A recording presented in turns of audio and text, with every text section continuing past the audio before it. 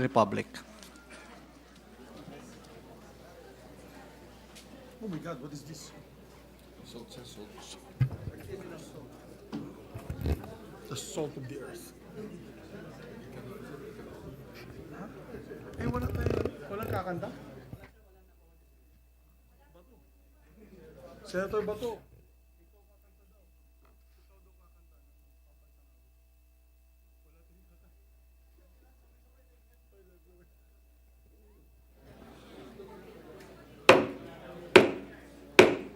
The 20th session of the Senate of the second regular session of the 19th Congress is hereby called to order. The chamber will be led in prayer today by our distinguished colleague from the city of Makati, no other than Senator Maria Lourdes Nancy Binay. Our Father in heaven, today we come unto you, humbling ourselves and knowing that without you we can do nothing. Lumalapit po kami ng may buong pagkukumbaba na hinihiling ang inyong gabay sa mga desisyon at diskursong magaganap ngayong hapon. Dalangin po namin na sa aming sesyon, alisin niyo ang anumang uri ng puot at pagkamakasarili na maaaring magdulot ng hidwaan at pagkakawatak-watak. Bagkus, bigyan mo po kami ng pusong may kagandahang loob at nagbibigay pag-asa. Naway pag-isahin niyo kami sa mithiing mapabuti ang bansa at mapaganda ang buhay ng bawat Pilipino. Ama namin sa langit, tanggapin niyo ang aming taus-pusong pasasalamat dahil sa inyo kami patuloy na humuhugot ng lakas at pananampalataya. Sa tulong ng inyong walang hanggang pag-ibig at kalooban, panatag naming hinaharap ang anumang pagsubok at hindi kailanman nawawalan ng pag-asa. We pray for another meaningful and fruitful session day today, and we give you all the praise, honor, and glory. In the name of the Father, Son, and Holy Spirit. Let us remain standing for the singing of the Philippine National Anthem.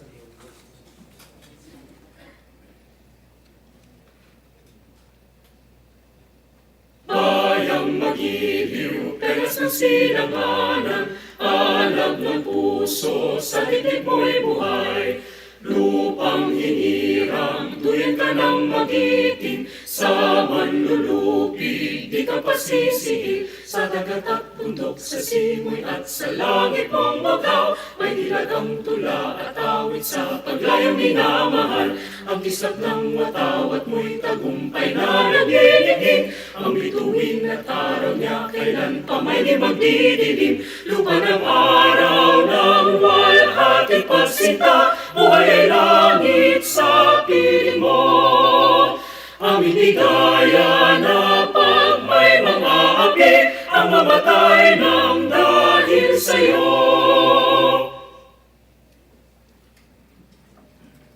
Session suspended for 1 minute.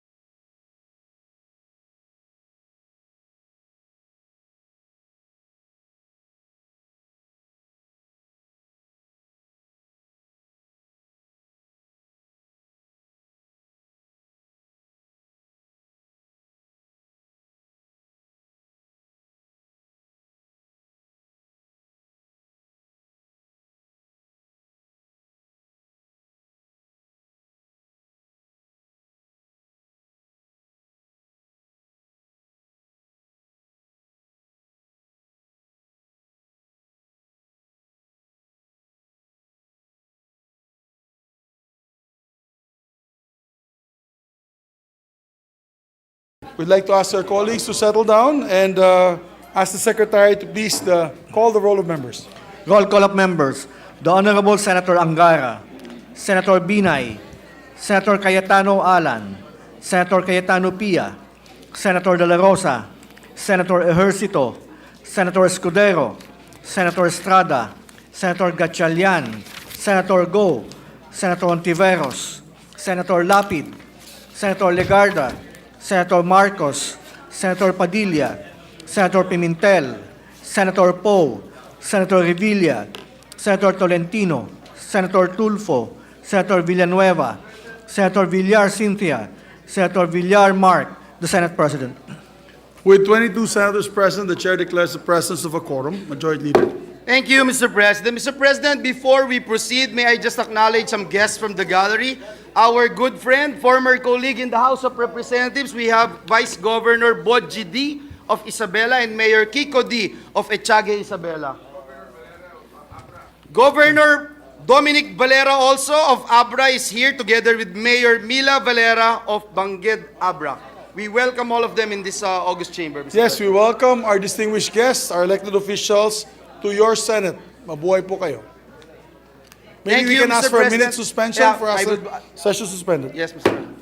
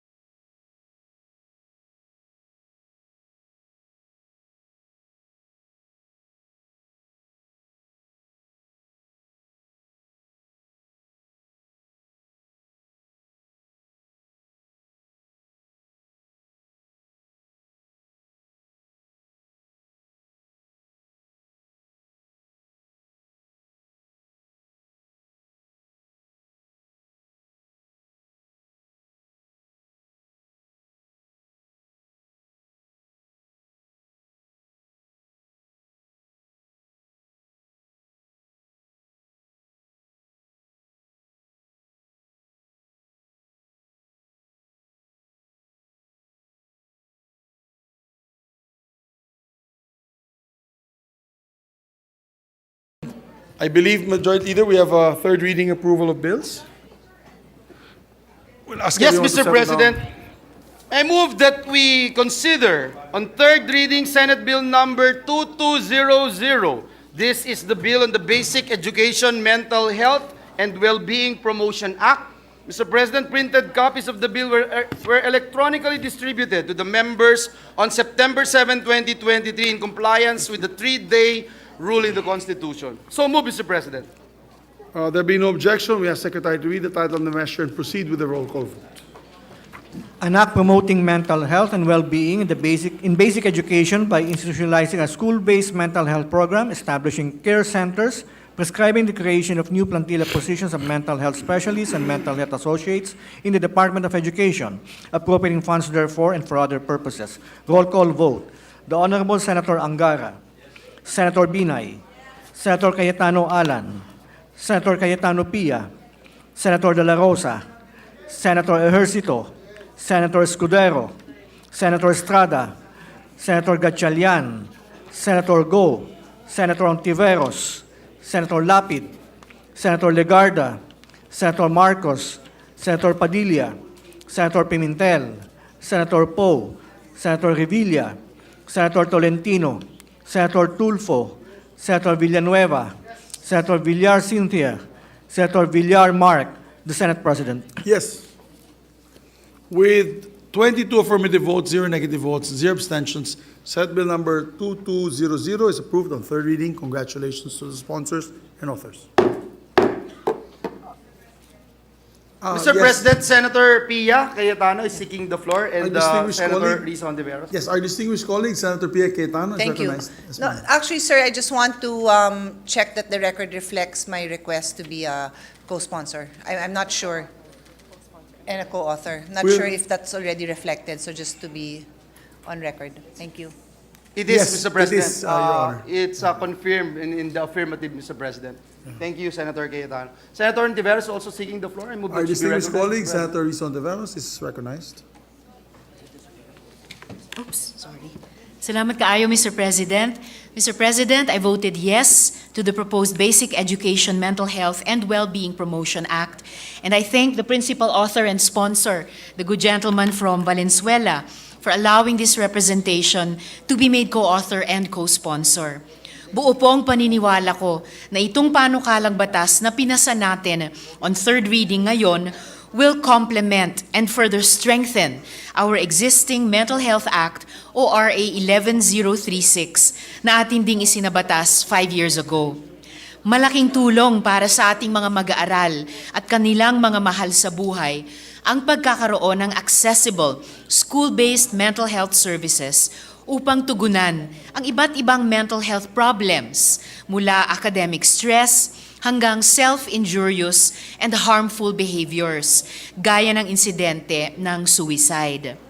Kung seryoso ang pamunuan ng Department of Education na siguraduhin ang safety and security of our schools and learners, there is no doubt, Mr. President, that accelerating the mainstreaming of a school-based mental health program would contribute not only to ensuring the physical, but also the psychological safety of our learning environment. Ito dapat ang prioridad na pag-ukulan ng pondo, hindi ang mga counterproductive at redundant na surveillance activities sa mga paaralan. Lalot ang mga surveillance activities, whether done by civilian or uniformed personnel, ay nakakapagpalala lalo ng psychological distress sa ating mga mag-aaral at kaguruan. And at the same time, nagtitiwala po ako, Mr. President, na sa kabila ng paghahangat nating bigyang buhay ang mga school-based mental health programs sa ating mga paaralan, hindi makakalimot ang ating mga education authorities mula DepEd hanggang sa mga mababang paaralan na patuloy na kilalanin, galangin at itaguyod ang mga karapatan ng ating mga service users na pawang menor de edad, their family members and carers, at maging ang mga itatalagang mental health professionals. I do hope that our education authorities will be up to the challenge of institutionalizing and sustaining mental health programs in our schools. Daghang salamat, Mr. President, at mabuhay sa principal author at sponsor. Thank you very much. Mr. President, Deputy the Minority principal Leader. author of the measure would just like to insert into the records his explanation of vote, Mr. President. Thank you very much. We take note of the manifestation So as of this the Majority representation, Leader. thank you, Yes. Mr. President. Also, Anybody else would may I like make a to- suggestion to this principal sponsor? If there is already a House version, later on in the afternoon, we can already create the your panel, the bicameral conference committee panel, on all the bills that we will pass, as long as there's a House version already. Senator Padilla also would just like to insert into the record this explanation of vote on this particular matter, Mr. President. Yes, we take note as well. So as Senator Bongo, Mr. President. Yes, we take note, Senator Yeah. Bongo. Thank you, Mr. President.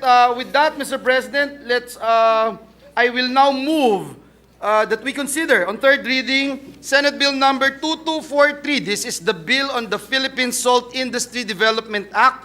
Printed copies of the bill were electronically distributed to the members on September 7, 2023, in compliance with the 3-day rule in the Constitution. I so move, Mr. President. Before we act on that motion, Senator Tolentino is raising his hand. Mr. President, just to inquire whether the votes cast for the previous measure voted on third reading was read into the records? Yes, 22 votes in the affirmative I'm sorry, Mr. and President. 0 in the negative. Must have missed that explanation. Thank you, Mr. No President. worries. Thank you very much, Your Honor.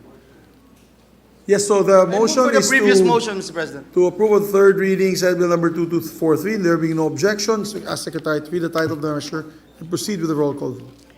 An act strengthening and revitalizing the salt industry in the Philippines, appropriating funds therefore. Roll call vote. Senator Angara, Senator Binay, Senator Cayetano Alan, Senator Cayetano Pia, Senator De La Rosa, Senator Ejercito, Senator Escudero, Senator Estrada, Senator Gatchalian, Senator Go, Senator Ontiveros, Senator Lapid, Senator Legarda, Senator Marcos, Senator Padilla, Senator Pimentel, Senator Poe, Senator Revilla, Senator Tolentino, Senator Tulfo, Senator Villanueva, Senator Villar Cynthia, Senator Villar Mark, the Senate President. Isang maalat na yes. Yes na yes. With, what 21? Sino nawawala? Sir Marcos. Asan siya?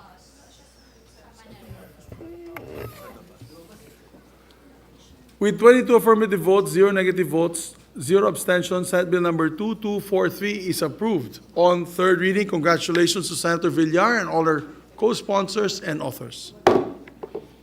And also a reminder to Senator Villar if she wants to already come up with a bicameral team so we can elect later this afternoon. We'd like to recognize Senator Villar. I wish to thank all my fellow senators for voting for the SALT bill. Thank you very much. Thank you very much, ma'am. Majority Leader. Yes, Mr. President, may I just be allowed to insert into the records my wholehearted support and gratitude to our dear colleagues for prioritizing this very important measure. And this is one of our pet bills, Mr. President, in this Congress. Thank you, Mr. And President. hopefully it will help all the coastal communities like Bulacan Yes, Mr. to be President. able to produce salt once again. Congratulations to all the coastal communities. Sa amin na sa Bukidnon, wala kaming asin kasi wala kaming Haba pa dagat. madami, Mr. President. Pero- Thank you, Mr. President. As Yes. in. As in, maraming Yes. salamat. Maraming salamat po. Mr. President, this juncture, may I move that we dispense with the reading of the journal of the 19th session Wednesday. May I just make one manifestation if I can be made co-author, Majority Leader, Yes. of the SALT measure? Yes, Mr. President. Yes. Thank you, Mr. President. Thank you very much. We'd like to put that on record. Mr. President, I move that we dispense with the reading of the journal of the 19th session Wednesday, September 6, 2023, and consider the same as approved. There being no objection to the motion, motion is approved. Thank you, Mr. President. Mr. President, this juncture, I move that we proceed with the reference of business. There being no objection, we ask Secretary to proceed with the reference of business. Resolutions. Proposed Senate Resolution 778, directing the appropriate Senate Committee to conduct an inquiry on alleged violations of Dole Department Order 174, or the law on labor contracting, with the end in view of reviewing the same vis-a-vis all laws and regulations pertinent thereto, and adopting measures for its proper implementation. Senator Tulfo. To the Committee on Labor and Employment, Human Resource Development. 779, honoring and commending the Metrobank Foundation Outstanding Filipinos of Year 2023. Senator Escudero. To the Committee on Rules. 780, commending and congratulating Filipina peace negotiator, university professor, and longtime peace advocate Miriam Coronel Ferrer for being one of the 2023 Ramon Magsaysay awardees. Senator Estrada. To the Committee on Rules. Communications, letter from the Office of the President of the Philippines, transmitting to the Senate two original copies of the following Republic Acts, which were signed by President Ferdinand Romualdez Marcos Jr. Republic Act number 11939, 11953, 11958, 11959, 11960, and 11961. To the archives. Letter from the Office of the President of the Philippines transmitting to the Senate two original copies of the following acts which lapsed into law pursuant to Article 627, Section 27, Paragraph 1 of the Constitution. RA number 11956 and 11957. To the archives. Majority Leader. Thank you, Mr. President. Mr. President, this juncture, I move that we resume consideration of Senate Bill number 2224 under Committee Report number 70. This is the bill on ease of paying taxes. I so move, Mr. President.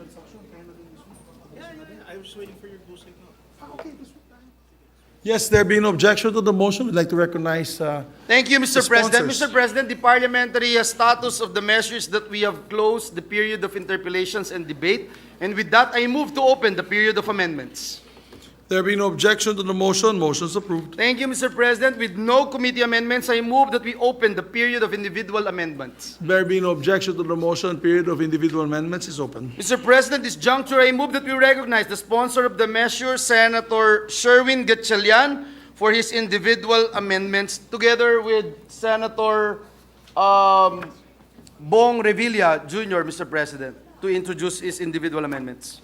Yes, to introduce their, we'd like to recognize the sponsor, Senator Sherwin Gatchalian, to sponsor, and Senator Bong Revilla to introduce amendments.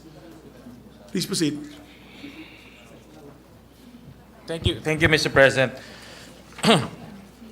Mr. President, with your kind indulgence and with the indulgence of the body, this proposed amendment is quite lengthy, and we will also spread into the record some of the rationale on why we are amending some of the proposals. So let me start off, Mr. President, with on page 2. So if we're going to go page per page, page Yes. 1, are there amendments to page 1? There any amendments to page 1, Senator Bong? Okay, so proceed to page 2. Page 2, line 3, up to page 3, line 21. Delete the entire section 3, amending section 21 of the National Internal Revenue Code of 1997, NIRC, and renumber the succeeding sections accordingly. So move, Mr. President. There being no objection to the motion, motion is approved. The amendments are adopted. Mr. President, with your permission, let me just spread into the records the rationale. Mr. President, based on the discussion with the good minority floor leader during the period of interpellation, we came to the conclusion that instead of classifying taxpayers into micro, small, and medium, it would be better to set certain parameter for taxpayers who are to enjoy additional benefits from this bill, that is, taxpayers with assets worth 20 million and below. The benefits for these taxpayers will be enumerated in the subsequent new sections that we will introduce later on. The purpose of this is to focus and assist on the needs of the small business owners in terms of tax compliance and monitoring of the BIR for a more responsive tax administrations.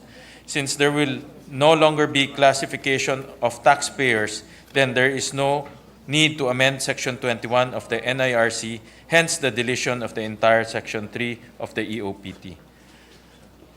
Next amendment, Mr. President, on Section 8, amending Section 57 of the NIRC. So we just like to take it page by page. Do we have yeah. any other amendments on page 3? How about for Senator Bong? Any amendments on page 3, Your Honors? There being none, we move to page 4. Are there any amendments on page 4? There being none, we move to page 5. Are there any amendments on page 5? Senator Bong, what pages, maybe Majority Leader, you can confer with him? Okay. So, no amendments on page 5. We will now go to page 6 and recognize the sponsor. Please proceed. On Your page sponsor. 6, lines 23 to 24, up to page 7, lines 1 to 3, delete the following starting with the colon and the phrase provided that in the exercise of his power to classify taxpayers under Section 21B, the Secretary of Finance, upon recommendation of the Commissioner, is also authorized to determine taxpayers who shall not be required to withhold taxes under subsection B of this section. So we remove that. Yes, Mr. President. That is deleted. Yes. There being no objection to the amendment, amendment's adopted.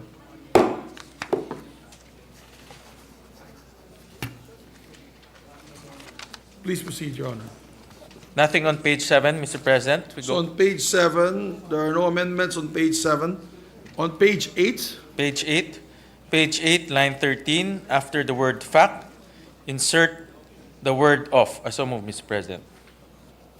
1 second, Your Honor. Page 8, line 13. 13. After the word fact, insert the word of. There being no objection, amendments adopted. On the same page, still on line 13, after the word withholding, insert the words and remittance. There being no objection, amendments adopted. Still on the same page, line 13, delete the word is and replace it with the word are. I so move, Mr. President. There being no objection, the amendment is adopted. On page 8, line 17, after the words fiscal year, insert a colon and thereafter insert the following phrase. Provided, comma, that the same had been declared in the tax return where the corresponding income is reported. I so move, Mr. President. There being no objection to the amendment, amendment is adopted. On page 9, Mr. President. Amendment on page 9, please proceed. On page 9, line 16, after the word business, insert the comma, insert the following phrase. The taxpayer shall file. On page 9, line 16, after the word business and the comma, insert the following phrase. The taxpayer shall file an application for refund of. I so move, Mr. President. There being no objection, amendments adopted. Still on the same page, line 17, after the word credit, delete the words of the said taxpayer shall be refunded and replace it with a comma followed by the word and the BIR shall decide on the application and refund the excess taxes. I so move, Mr. President. There being no objection to the amendment, amendments adopted.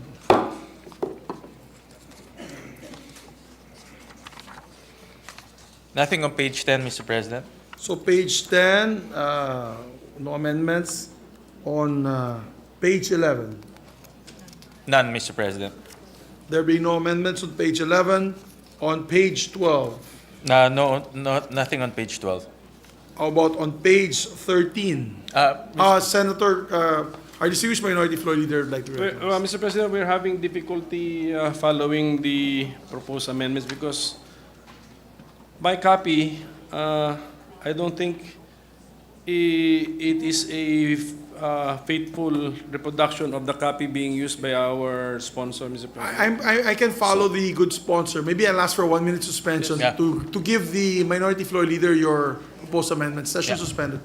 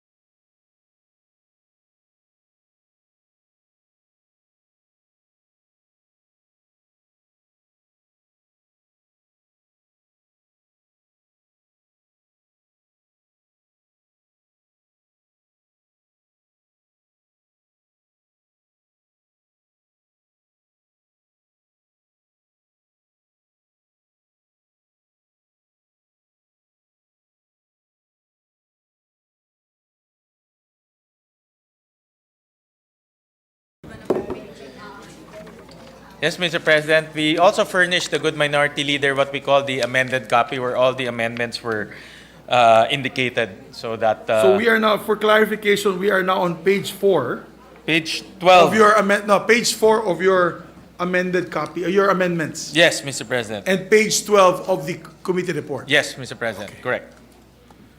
So we have no amendments on page 12. Is that correct, Your Honor? Yes, no amendments on page 12 And page 13 as well. no amendments, Mr. President. We go on page 14. We are now page 14 of the committee report and page 4 of your amendments. Please Yes, proceed. Mr.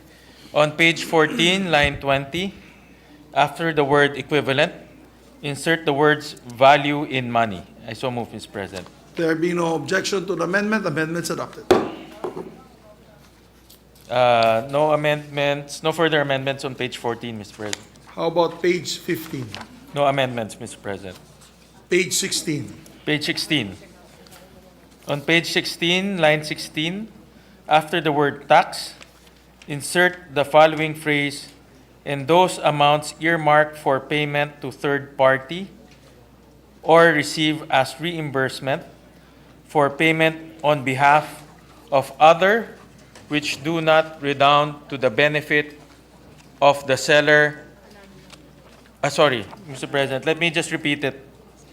On page 16, line 16, after the word tax, insert the following phrase, "and those amounts earmarked for payment to third party or receive as reimbursement for payment on behalf of another, which do not redound to the benefit of the seller as provided under relevant laws, rules, and regulations, provided, that for long-term contracts for a period of 1 year or more, the invoice shall be issued on the month in which the service or use or lease of properties is rendered or supplied." I so move, Mr. President. There being no objection to the motion, the amendment is hereby adopted subject to style. On page 16 to 17, delete the entire paragraph C of section 108. Thus delete on page 16 lines 19 to 24 and on page 17 lines 1 to 3. I so move.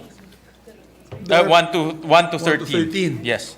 There being no objection to the motion, amendments adopted.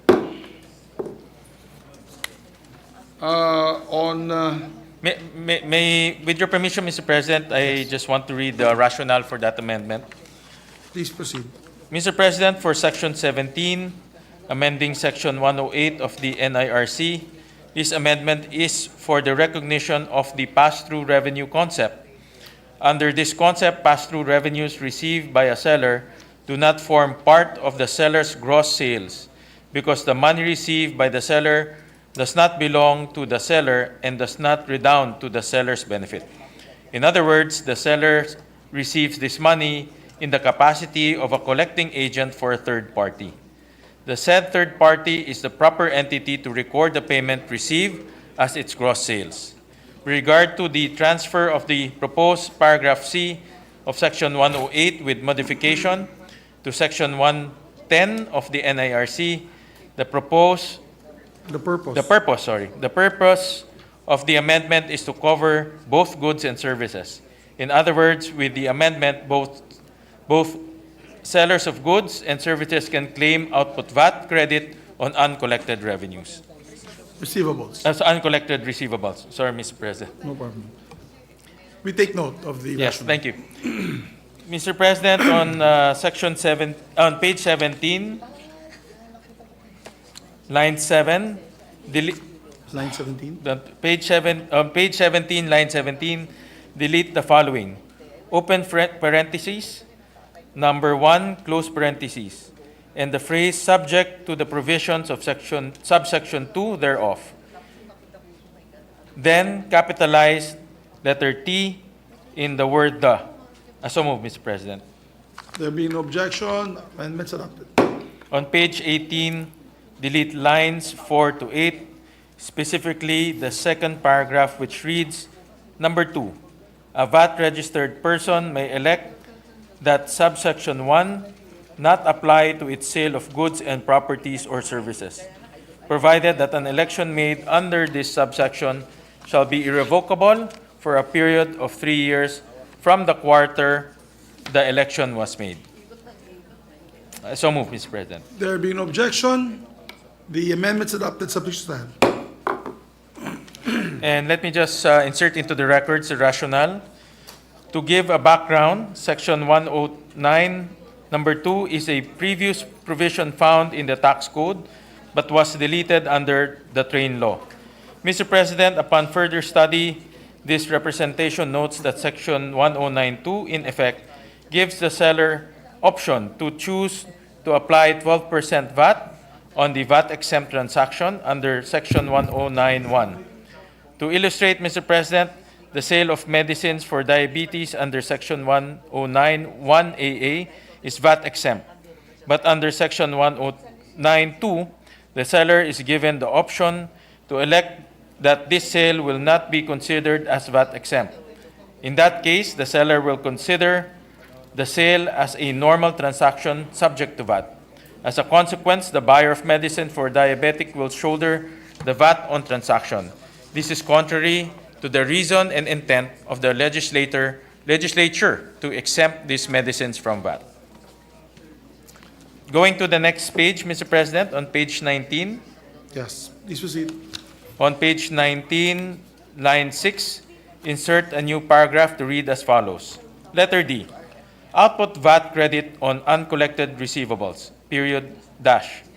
A seller of goods or services may deduct the output VAT pertaining to receivables considered as bad debts in accordance to Section 34E of this code from its output VAT during the period when the said bad debts were written off, provided that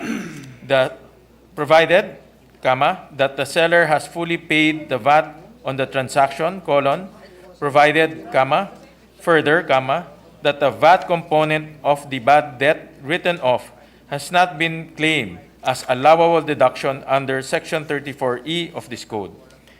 In case of recovery of bad debts previously written off, the output VAT pertaining to bad debts recovered shall be added to the output VAT of the taxpayer during the period of recovery. So move, Mr. President. There being no objection to the amendment, amendment is approved. Thank you, Mr. President. And again, with your permission, Mr. President, I'd like to insert the rationale. This amendment moving the provision of bad debts from Section 108 to Section 110 of the NIRC is being proposed in order for the sellers of goods to also be able to deduct the output VAT from the bad debts as tax credit. Previously, the concept of bad debts was only under Section 108, which pertains to sale of services. Further, the amendment is to clarify that the application of the concept of bad debts for VAT purposes. The amendment is being proposed in order to clarify that the VAT component of the bad debts shall be deducted from the output VAT of the taxpayer. This clarification is also a result of this representation's discussion with a good minority floor leader who suggested that the output VAT credit resulting from bad debts should be used as an adjustment in computing the VAT liability of a taxpayer. So, proceeding to page 21, Mr. President. Yes, no amendments on page 20. No amendments, Mr. President. Please proceed. On page 21, line 5, after the words above described, insert a colon and the following proviso. Provided, further, that in case of disallowance by the Commission on Audit, only the taxpayer shall be liable for the disallowed amount without prejudice to any administrative liability on the part of any employee of the BAR who may be found to be grossly negligent in the grant of free fund. So move, Mr. President. There be no objection to the amendment. Amendments adopted, subject to style. Going to page 24, Mr. President. Any amendments on page 22? No amendments, Mr. President. Any amendments on page 23, Your Honor? No amendments, Mr. President. Therefore, please proceed on page 24. Page 24, line 10, after the words issuer/seller and the comma, insert the phrase description of the transaction, comma. I so move, Mr. President. There being no objection, motion is approved.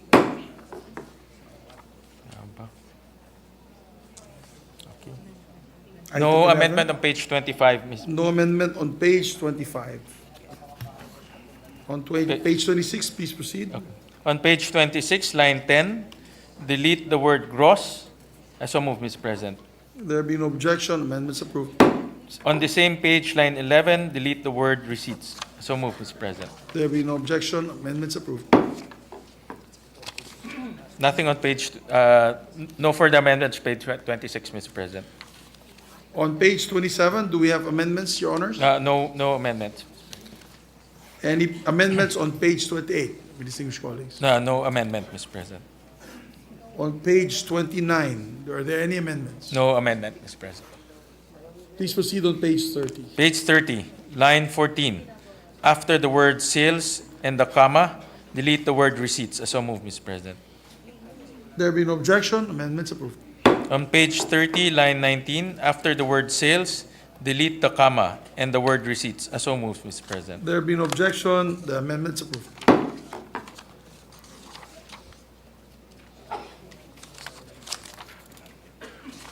No further amendments, Mr. President. The next item, I believe, is on page 33. Are there any amendments on page 31? Your Honors. None, Mr. President. Are there any amendments on page 32? No amendments, Mr. President. Please proceed on page 33, Your Honor. On page 33, line 20, after the word penalty, insert the words as provided under section 229 of this code. As so move, Mr. President. There being no objection, amendments approved. On page 33, line 23, after the word process, insert the words and decide. As so move, Mr. President. There being no objection, amendments approved.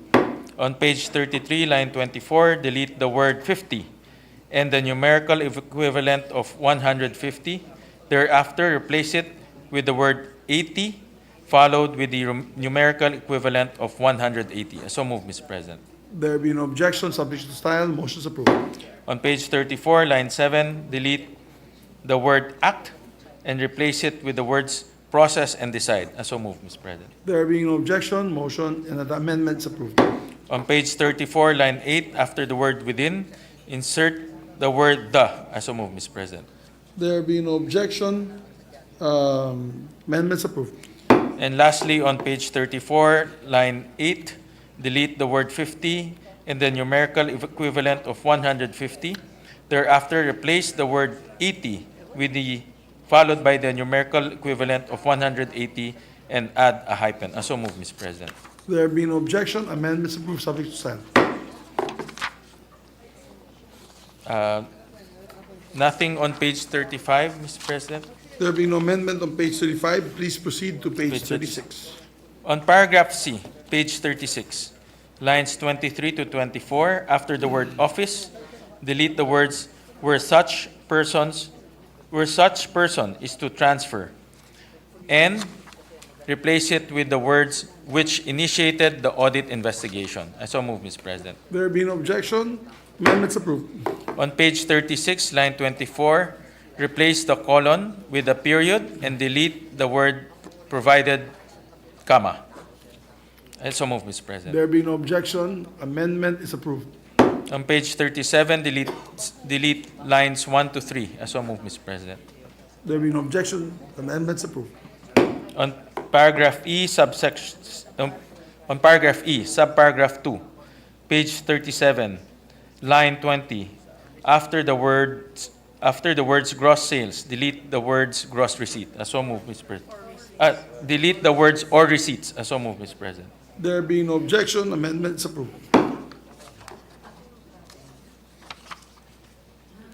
No more on page 37, Mr. President. Any amendments on page, other amendments on page 37? No more, Mr. There President. being none, we move towards page 38. Any amendments on page 38? No amendments, Mr. President. On page 39, Your Honors. No amendment, Mr. President. On page 40, my dear colleagues, are there any amendments? No amendment, Mr. President. On page 41, please proceed, Your Honor.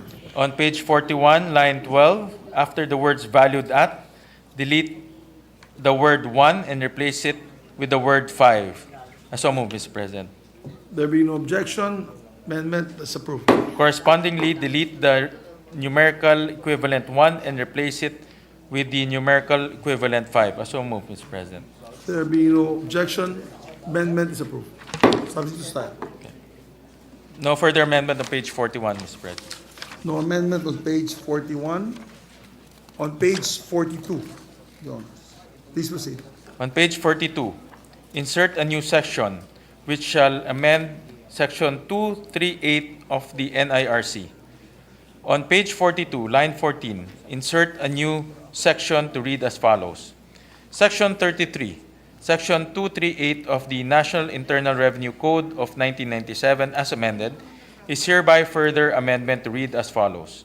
Section 238, printing of sales or commercial invoices, period. All persons who are engaged in business shall secure from the Bureau of Internal Revenue an authority to print sales or commercial invoices before a printer can print the same. No authority to print sales or commercial invoices shall be granted unless the invoices to be printed are serially numbered and shall show, among other things, the name, taxpayer identification number, TIN, and business address of the person or entity to use the same, and such other information that may be required by rules and regulations to be promulgated by the Secretary of Finance upon recommendation of the Commissioner. All persons who print sales or commercial invoices shall maintain a logbook/register of taxpayers who availed of their printing services, period. The logbook/register shall contain the following information, column. Number 1, names, TINs of the persons or entities for whom the sales or commercial invoices were printed, semicolon, and number 2, of booklets, number of sets per booklet, number of copies per set, and the serial numbers of the invoices in each booklet. I so move, Mr. President. There being no objection to the amendment, subject to style, is adopted. In view of the previous amendment, Mr. President, I propose to renumber the succeeding sections accordingly. There being no objection to the motion, amendments approved. And with the permission of the President, let me just spread into the records the rationale. We are proposing to insert a new section under Section 34 of this bill that will amend Section 238 of the NIRC. The amendment for Section 238 is simply to delete all words receipts or, and also delete the phrase business style wherever these may appear in the said section. The deletion of the word receipts is mainly for purposes of consistency with the shift from receipts to invoices. On the other hand, the deletion of the phrase business style is in line with the other proposed amendments in the tax code, particularly Section 21, amending Section 113 of the NIRC as amended, deleting the required providing information pertaining to business style in invoices. We take note. Please proceed. Mr. Do we have President, amendments on page 43? no amendments, Mr. President. On page 44? Page 44, line proceed. 4. Insert paragraph I of section 245, and then after the words tax statistics, insert a comma. Thereafter, the phrase, the publication of information required to be published pursuant to any law, rules, and regulations. For purposes of publication, the Bureau of Internal Revenue may make use of any electronic means of publication in the official gazette or its official website. I so move, Mr. President. There being no objection, amendment is approved. On page 44, line 15, delete the words medium and. I so move, Mr. President. There being no objection, motions, amendments approved. On the same page, but in line 20, after the word service provider, delete the open bracket. Then, on page 45, line 24, after the period, delete the closed bracket, in effect retaining all the provisions in between. So moved, Mr. There President. being no objection, amendments approved. On page 46, line 5, delete the words medium N. So moved, Mr. So President. 45, yes, no more amendments on 45. So page 46, please proceed. Sorry. Ano ba sinabi ko? Yes, page 46, line 5, Ah. mentioned, yes. Yeah. On Delete page the 46, line 5, delete the words medium And N. there be no objection, amendments approved. Guluhan na. Page 47. No more. Mr. Yeah. President? Yes, I believe Senator Revilla has an amendment for page 47. Yes, with the indulgence of the good senator, the sponsor, Senator Win Gatchalian, may I be allowed to introduce an amendment? On page 47, line 20, insert a new provision and renumber the succeeding provisions accordingly. Applicability of data privacy principles. The processing, recording, transmission, and storage of all personal data under this Act shall be in accordance with the Republic Act Number 10173, otherwise known as the Data Privacy Act of 2012, and other laws on the disclosure of information to the public in adherence to the principles of transparency, legitimate purpose, and proportionality. The rationale, Mr. President, it is essential that as we streamline processes that allow our taxpayers to comply with tax laws with ease, we also guarantee that the data privacy is protected, Mr. President, especially when there is a proliferation of cybercrimes. The data and information they surrender to the state as they comply with their obligations as taxpayers must be protected against abuse and exploitation. As they do their share as partner of the state through the payment of taxes that are considered as the very oil that fuel government services, we must also afford them ample protection and assurance that their rights are not transgressed. I accept, Mr. President. Thank you, Mr. President. Yes, the sponsor accepts the measure, therefore the amendment is adopted. And Thank you very much, And I Senator. thank the gentleman from Cavite for proposing that amendment to protect the privacy of our taxpayers, especially in disclosures and information gathering, Mr. President. So thank you. Thank We you to my thank seatmate. Senator Bong Revilla, thank you po. So please proceed on page 47. Page 47.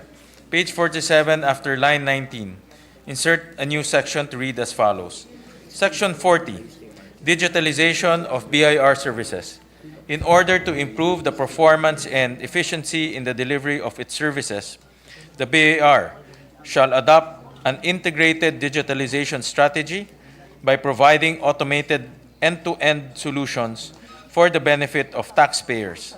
For this purpose, the BIR Central Office, Regional Offices, RDOs, and other pertinent units shall, letter A, adopt an integrated and automated system for accepting and facilitating basic tax services such as registration, TIN issuance, and validation, filing of returns, submission of supporting documents and attachments, and supporting documents as attachments, and payment of taxes as well as fines, surcharges, or penalties. B, immediate take measures to set up electronic and online systems that will make the means of exchanging data and information between offices, departments, AABs, and other pertinent units secure, efficient, and seamless. Letter C, streamline procedures by adopting automation and digitalization of BIR services to minimize face-to-face transactions and to facilitate efficient delivery of services to taxpayers. And letter D, build up its technology capabilities including the creation of data centers, data repositories, basic messaging, and electronic mail facilities, encryption system, and cybersecurity system. I so move, Mr. President. There being no objection to the amendment, amendment is adopted. Yes, Mr. President, with the indulgence of our esteemed colleague, this representation and the minority leader would just like to ensure that we are following properly, Mr. President. The one that was introduced a while ago by Senator Revilla is a new section. Is that correct, Your Yes, Honor? Mr. President. So that's a new section prior to the section that you just introduced. Yes, So it's yes, more Mr. of an President. interior. Yes, just to be clarified, Mr. President. Yes, I Thank will you, Mr. renumber the President. sections accordingly. Yes, Yes. that means there are two new sections that were Yes. introduced, Yes, Mr. President. we just have to renumber it accordingly, Mr. President. Thank you for that intervention, Mr. President, to clarify the proposal. Yes, Mr. please proceed on the item number 19. Mr. President, on page 47, before lines 20, insert a new section 41 to read as follows. Section 41, EOPT and Digitalization Roadmap, period dash.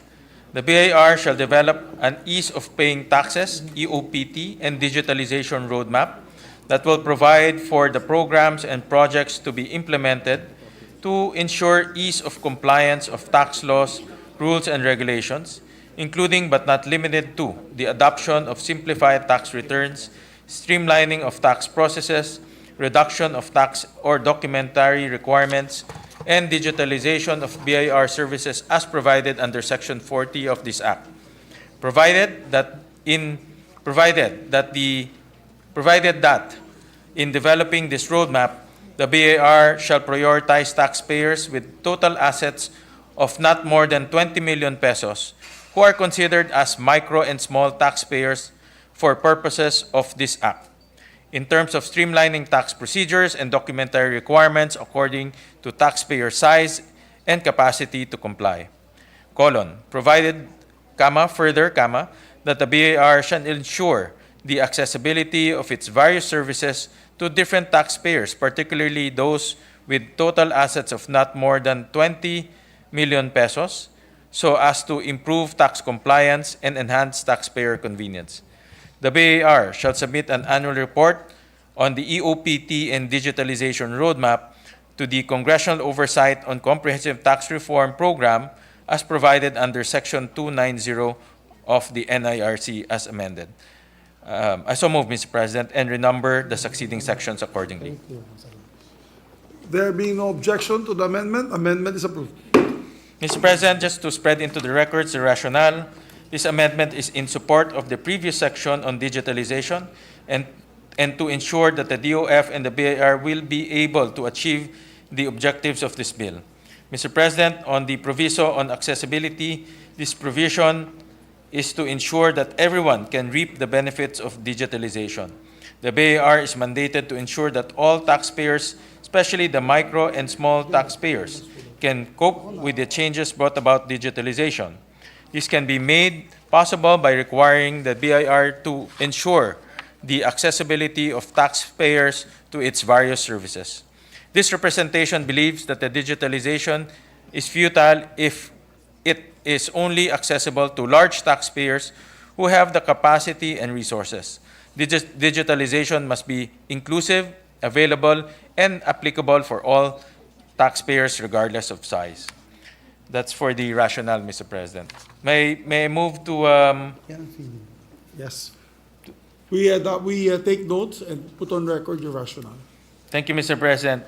After Section 39, amending 269J of the NIRC, another new section shall be inserted, which shall now be the new Section 42 of this bill.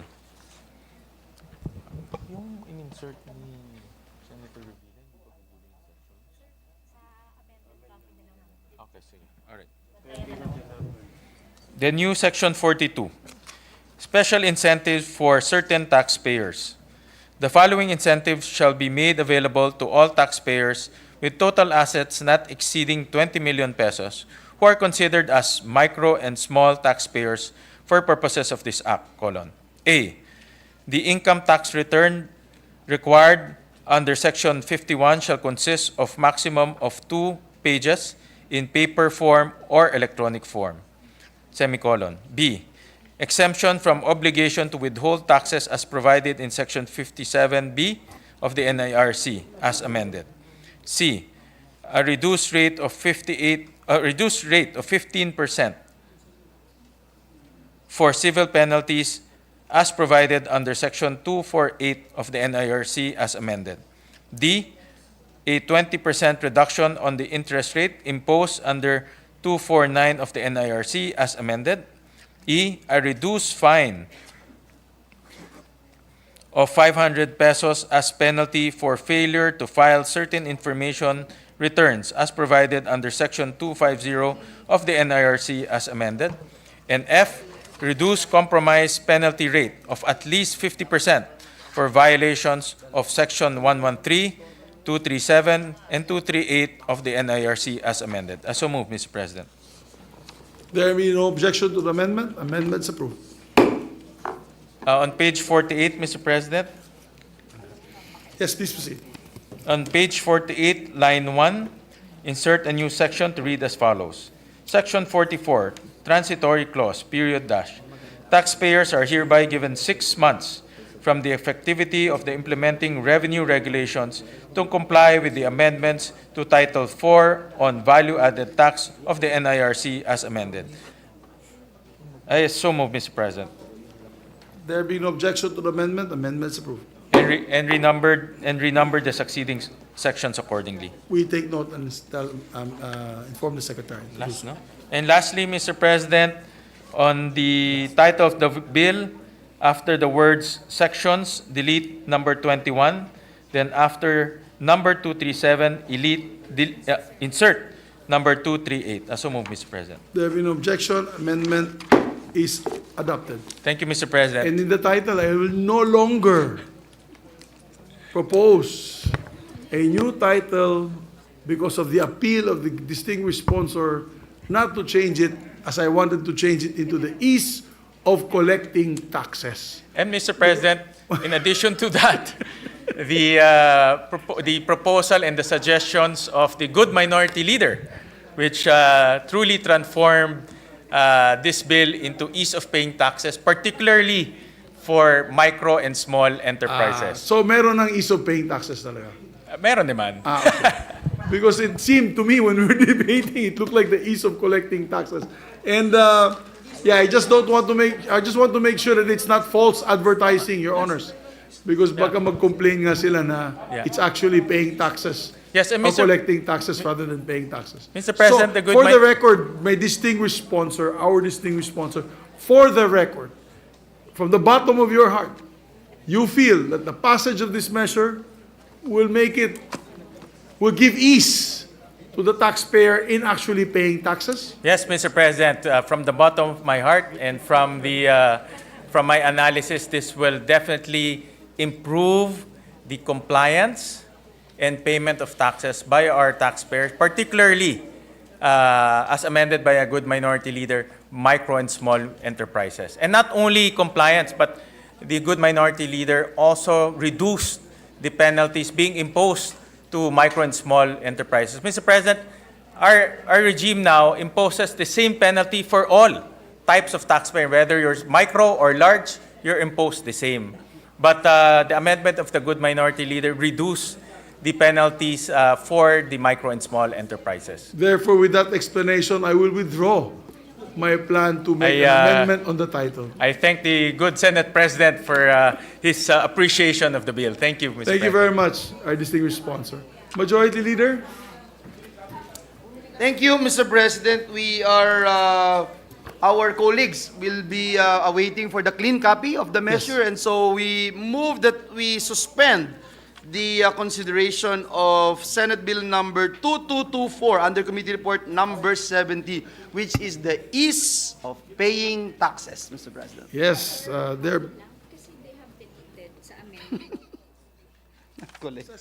Session suspended for 1 minute. So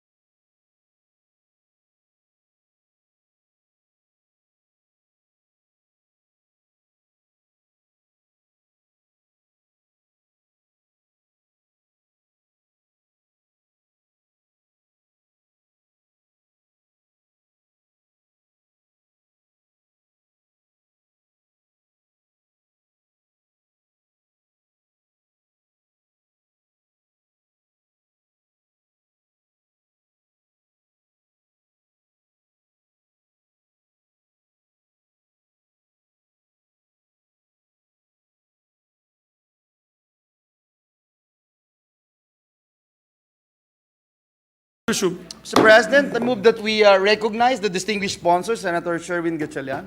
Yes, I think there was a query by the Secretariat on a particular provision that he might have missed. Our distinguished sponsor, Senator Gatchalian, is recognized.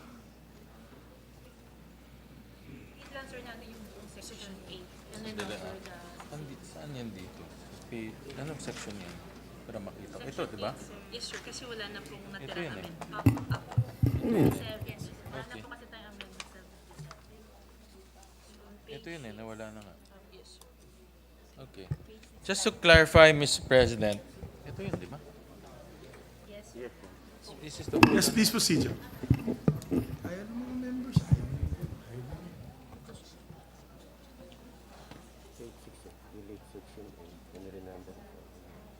the whole section 8 na. No? Okay.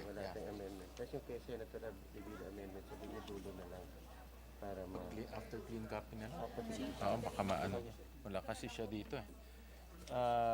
Mr. President, on page, just to clarify, on page 6, delete subsection 8 and, sorry, on page 6, delete section 8 and renumber accordingly, Mr. President. Delete section 8 Yes. and renumber accordingly. Is that a motion, an amendment? That's a, Is that an explanation or an amendment? it's an amendment, Mr. President. So can you restate the amendment again? On Mr. which page? On, Page on 6. page 6, lines 20, sorry, on page 6, lines 12, iba kala ito, ano? 12 to 24, up to page 7, lines 1 to 3, delete the entire section 8, to be exact. Renumber accordingly. And renumber accordingly. There being any objection? No objection? The amendment is adopted subject to style. And lastly, Mr. President, on the title, delete number 57. Yes, there being no objection, amendment is approved. Thank you, Mr. So President. definitely we'll need a clean copy to Yes. review this all by tomorrow. So thank you very much, distinguished sponsor. Thank you, Senator Gatchalian. Mr. President, I move for the previous motion that we suspend consideration of Senate Bill number 2224 under Committee Report number 70. I so move, Mr. President. There being no objection, the motion is approved. Mr. President, may I ask for a minute suspension? Session suspended for 1 minute.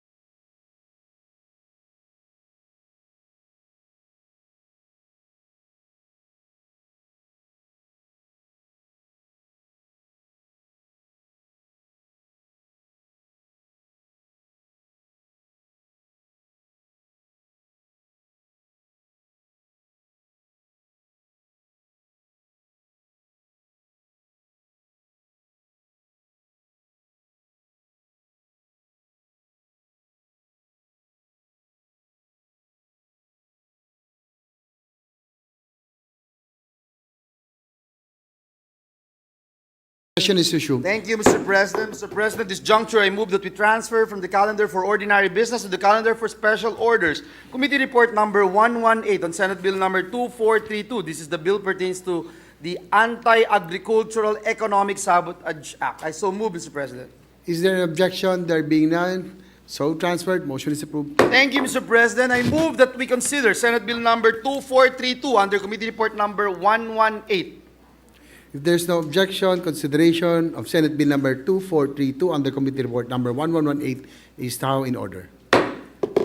Mr. President, to sponsor the measure, may we recognize Senator Cynthia Villar, Chairperson of the Committee on Agriculture, Food, and Agrarian Reform, to deliver the sponsorship speech. The sponsor, Senator Cynthia Villar. I did. May we ask the Secretary General to read the title of the measure, Mr. President? Yes, sir. The Secretary is Thank you, Mr. directed to read the said measure. An act defining the crimes of agricultural economic sabotage, providing penalties therefor, creating the Anti-Agricultural Economic Sabotage Council, repealing Republic Act number 10845 or the Anti-Agricultural Smuggling Act of 2016, and for other purposes. Thank you, Mr. President. I move for the previous question to recognize the distinguished lady from the city of Las Piñas, Senator Cynthia Villar, our chairperson of the Committee on Agriculture, Food, and Agrarian Reform, to deliver her sponsorship speech. The chairperson of the Committee on Agriculture, Food, and Agrarian Reform, Senator Cynthia Villar, is recognized. Thank you very much, Mr. President. Esteemed colleagues, good afternoon. I rise to sponsor the substitute bill, Senate Bill 2432, under Committee Report number 118 of the Committee on Agriculture, Food, and Agrarian Reform and the Committees on Justice and Human Rights, Finance, and Ways and Means, entitled An Act Defining the Crimes of Agricultural Economic Sabotage, Providing Penalties Therefore, Creating the Anti-Agricultural Economic Sabotage Council, Repealing Republic Act number 10845, or the Anti-Agriculture Smuggling Act of 2016, and for other purposes. Taking into consideration bills introduced by Senators J.V. Ejercito, Lito Lapid, Ramon Bong Revilla, yours truly, Senators Joel Villanueva, Risa Hontiveros, Robin Hood Padilla, Ronald Bato de la Rosa, and Rafi Tulfo, and also taking into consideration Senate Resolution number 206 by Senator Amy Marcos and House Bill number 3917, introduced by Representative Marcos, Nograles, Luistro et al., which seeks to define and propose stiff penalties for agriculture economic sabotage to include not only smuggling but also hoarding, profiteering, and cartel. The measure would repeal the Anti-Agriculture Smuggling Act of 2016 or Republic Act number 10845. With no conviction made 7 years after the passage of the Anti-Agricultural Smuggling Act, the law is a failure at the hands of the Bureau of Customs, which, as provided for in Section 6, implementing rules and regulation of the existing law, was mandated to promulgate the implementing rules and regulations of the existing law within 30 days upon its effectivity. It's been 7 years and there is not a single conviction. Mr. President, according to the Samahang Industriya ng Agrikultura or SINAG, the Philippine government is losing at least 200 billion revenues a year due to smuggling. Smuggling brings about unfair competition for locally produced goods because it floods the market of cheaper agricultural products. It puts undue risk to our consumers' health, deprives the government of revenues from uncollected taxes and custom duties, encourages corruption, and threatens the rule of law. Smuggling is one of the reasons why many of our farmers continue to live in poverty. The illegal entry of agricultural products threatens their livelihood and the welfare of 2/3 of our population who depend on agriculture. Illicit trade exposes consumers to unregulated products, often manufactured in unsanitary conditions. Farm commodities being smuggled into the country include sugar, corn, pork, poultry, garlic, onion, carrots, fish, and cruciferous vegetable, as per data cited by the Southeast Asian Regional Center for Graduate Study and Research in Agriculture. Tobacco has been included. The estimated revenue loss from excise tax alone amounts to 24.7 billion. Euromonitor report estimating that 16.7%, or about 9.52 billion sticks of the total cigarette volume sold in the Philippines, will come from illegal sources in 2022. Most illicit cigarettes are shipped from Cambodia, Vietnam, and China and enter through Sulu and Tawi-Tawi. In 2022, the National Tobacco Administrator recorded a total of 43.81 million kilograms of tobacco produced by the local farmers, of which 53% or 23.21 million kilograms were exported and 47% or 20.59 million kilograms were supplied to the local tobacco manufacturers. Tobacco is produced by farmers in Ilocos Norte, Ilocos Sur, Abra, La Union, Pangasinan, Isabela, Cagayan, Nueva Vizcaya, Quirino, Tarlac, and Occidental Mindoro. Today, the tobacco industry employs at least 2.1 million people, including more than 430,000 farmers, farm workers, and their family members. The increased tax made the smuggling of cigarettes an even more lucrative business. It may worsen the country's problem on smuggling. Illicit tobacco trade reduces the effectiveness of public health policies designed to discourage smoking with unregulated, substandard quality and non-compliant products. It makes it easier for minors to access tobacco products and undermines the legitimate industry's business. Suggested in the proposed law are the following.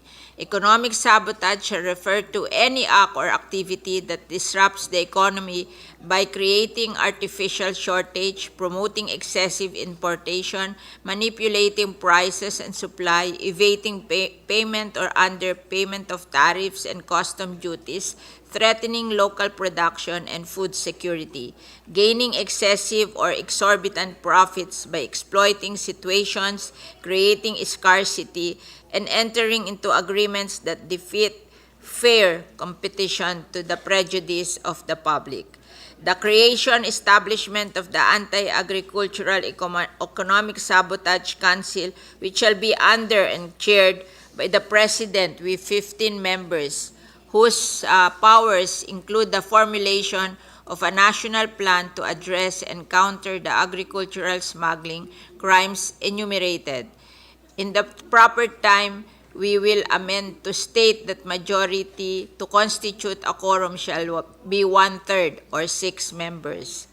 The DOJ is mandated to constitute a special team of prosecutors all over the country which shall evaluate evidence submitted, consolidate criminal complaints, apply for the issuance of warrant, initiate the conduct and preliminary investigation.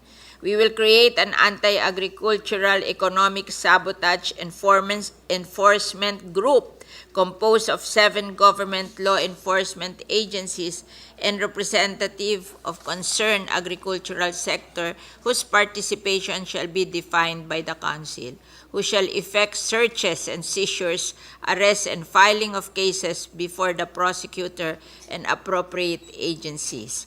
Custody and disposition of confiscated seized agricultural products and property used in the commission of the crime for highly perishable goods, a video recording or photograph with the presence of the accused or his counsel, with an elected public official and a representative of the National Prosecution Service or the media shall within 24 hours after a video is taken shall destroy the same. For non-perishable goods, an inventory shall be taken in the presence of the accused or his counsel with an elected public official and a representative of the National Prosecution Service or the media within 24 hours upon confiscation, store the same in a designated place by the counsel. Once the case is filed, the court may within 72 hours conduct an ocular inspection of the confiscated, seized, or surrendered agri and fisheries product and direct the enforcement group within 24 hours to destroy the same with the presence of any public official, a representative of the media, the DOJ, agri-fishery sector representative. Any government officer or employee who violates the mandatory destruction of agricultural products shall suffer the penalty of life imprisonment. What to do with goods seized, locally sourced agricultural products subject to the crimes of hoarding, profiteering, and cartel shall be donated by the Council to the Kadiwa or succeeding similar program of the DA for sale in the market, the profits of which shall be used in support of the programs and projects for small farmers and fisher folks. Property used in the commission of the crimes of economic sabotage such as but not limited to vehicles, vessels, aircrafts, storage areas, warehouses, boxes, cases, trunks, and other containers of whatever character confiscated, seized, or surrendered in favor of the government to be auctioned off or declared for the official use of council with a special team of prosecutors and the enforcement group, monetary rewards, and other incentives to informers, among others. Definition of the crime: agricultural hoarding is committed by undue accumulation and unreasonable refusal in the face of the existing shortage of products, artificial or real, by person or combination of persons to dispose of, sell, or distribute such products to the general public. There shall be prima facie evidence of hoarding when a person has stocks of said products 30% higher than his usual inventory. The determination of the person's usual inventory shall be reckoned from the third month immediately preceding the discovery of the excess stock in case the person has been engaged in the business for at least 3 months. It shall be reckoned from the time he started his business. The proposed law defines profiteering as used in this act is the sale of or offering for sale of the agricultural products at a price grossly in excess of their true worth, as indicated in the daily price index in the face of existing shortage or emergency, artificial or real. There shall be prima facie evidence of profiteering whenever a product being sold has no price tag or misrepresented as to its weight or measurement, adulterated or diluted, or whether a person raises the price of any of the product being sold by more than 10% of its price using the daily price index. In agri-smuggling, as proposed in the bill, mere possession or presence of any listed agri-products in any BOC-controlled port, fish landing site, resort, airport, or warehouse, cold storage vessel, and other storage area shall constitute prima facie evidence or violation. The crimes of agricultural smuggling, hoarding, profiteering, and cartel as economic sabotage are committed when the value of each agricultural and fishery product subject of the crime is at least 1 million pesos during the daily price index under Section 19 of this Act, computed at the time the crime was committed. Aside from agricultural smuggling, several measures are proposed to include hoarding, profiteering, cartel, and other market abuses as punishable acts. Cartel as a crime as used in this act is committed by any combination or agreement between two or more persons engaged in the production, manufacture, processing, storage, supply, distribution, marketing, sale, or disposition of any agricultural and fishery products designed to artificially or unreasonably increase or manipulate its price, involving agricultural products referred to. This also includes parallel pricing where multiple sellers or traders offer the same or similar product with similar price points, leaving the consumer with no choice except to buy the same. Sa mga nakalistang mga halimbawa ng naunang nabanggit, ito ay prima facie ng paglabag at magbibigay ng karapatan sa mga authorized na miyembro o grupo na bumubuo ng enforcement group para makapasok sa lugar kung saan ang mga agricultural products ay makikita, kumpiskahin at mga ito at arestuhin ang mga taong nasa lugar ng krimen. The measure also increases the jail terms for smuggling to 30 to 40 years, as well as the fine twice the fair value and the aggregate amount of the taxes, duties, and other unpaid charges of smuggled items. It also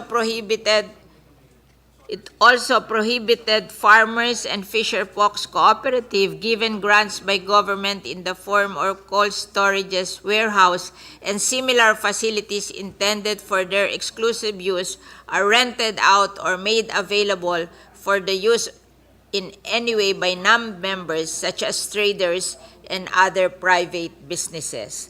The proposed penalties are life imprisonment for any person who commits or aids in the commission of any of the prohibited acts enumerated.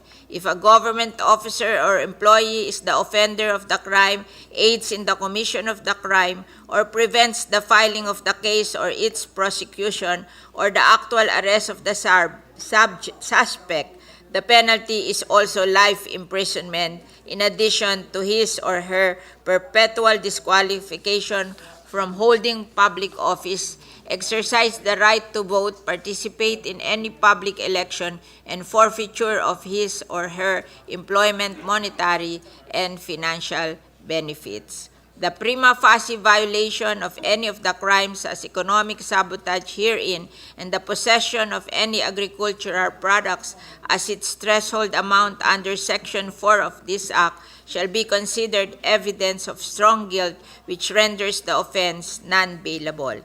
If the offender is a juridical person, the criminal liability shall attach to the President, the Chief Operating Officer, manager, or any officer who participated in the decision that led to the commission of this prohibited act.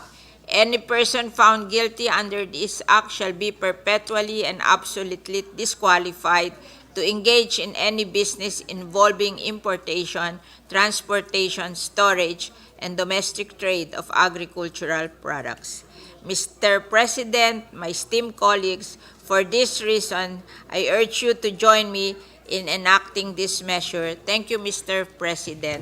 Maraming salamat po. Thank you, Senator Cynthia Villar. Majority Leader. Yes, we'd like to spread into the records our sincerest thanks and gratitude to the chairperson of the Senate Committee on Agriculture for acting swiftly, Mr. President, for this very important landmark legislation. And I'm happy, Mr. President, because I'm one of the co-authors of this measure. And with that, Mr. President, may I just put into the records the intention of this representation together with Senators Ejercito, De La Rosa, Estrada, to insert into the records their co-sponsorship speech. So move, Mr. President. Yes, sir. If there's no objection, so inserted.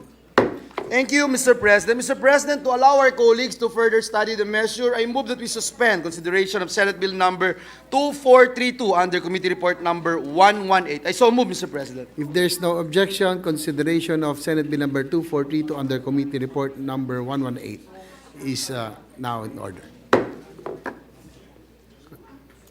Consideration is suspended. Yes, Mr. President. Mr. President, at this juncture and with the permission of the body, I move that we resume consideration on Senate Bill number 2221 under Committee Report number 69. This is the bill on the Magna Carta of Filipino seafarers. I so move, Mr. President. Is there an objection? There being none, resumption of consideration of Senate Bill number 2221 under Committee Report Number 69 is now in order. Thank you, Mr. President. Mr. President, the parliamentary status of the measure is that we are in the period of interpellations and debates, and with that, I move to resume the period of interpellation and recognize the sponsor of the measure, Senator Raffy Tulfo, and to interpellate our Minority Leader, Senator Coco Pimentel. So move, Mr. President. Hearing no objection, period of interpellation is now in order. Senators Tulfo and our Minority Leader are hereby recognized.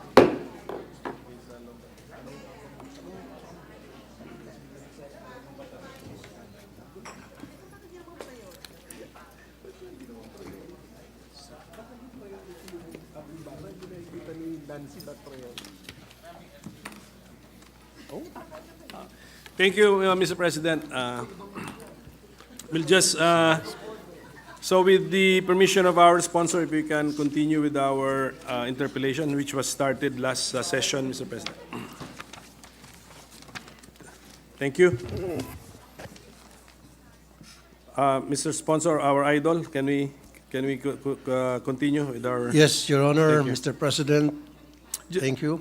During the last session, Mr. President, I think this representation asked for the standards found in MLC 2006, which we transported into our measure. And the sponsor said that there are at least 6 standards, and the sponsor mentioned rights. May we know what are the other salient features of MLC 2006, which we can find in the measure, Mr. President?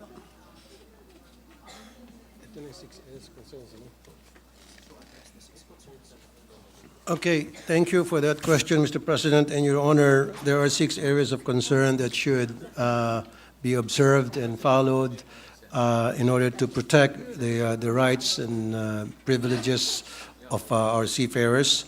And those areas concern to be considered under the European Commission guidance. Yung 6 activities areas listed below, number 1 is monitoring, supervision, evaluation of training and assessment, examination and assessment of competence. Number 2, program and course design and approval. Number 3, number 4, availability and use of training facilities and simulators. Number 5, onboard training. And number 6, issue, revalidation, and registration of certificates and endorsement. Your Honor, Mr. President.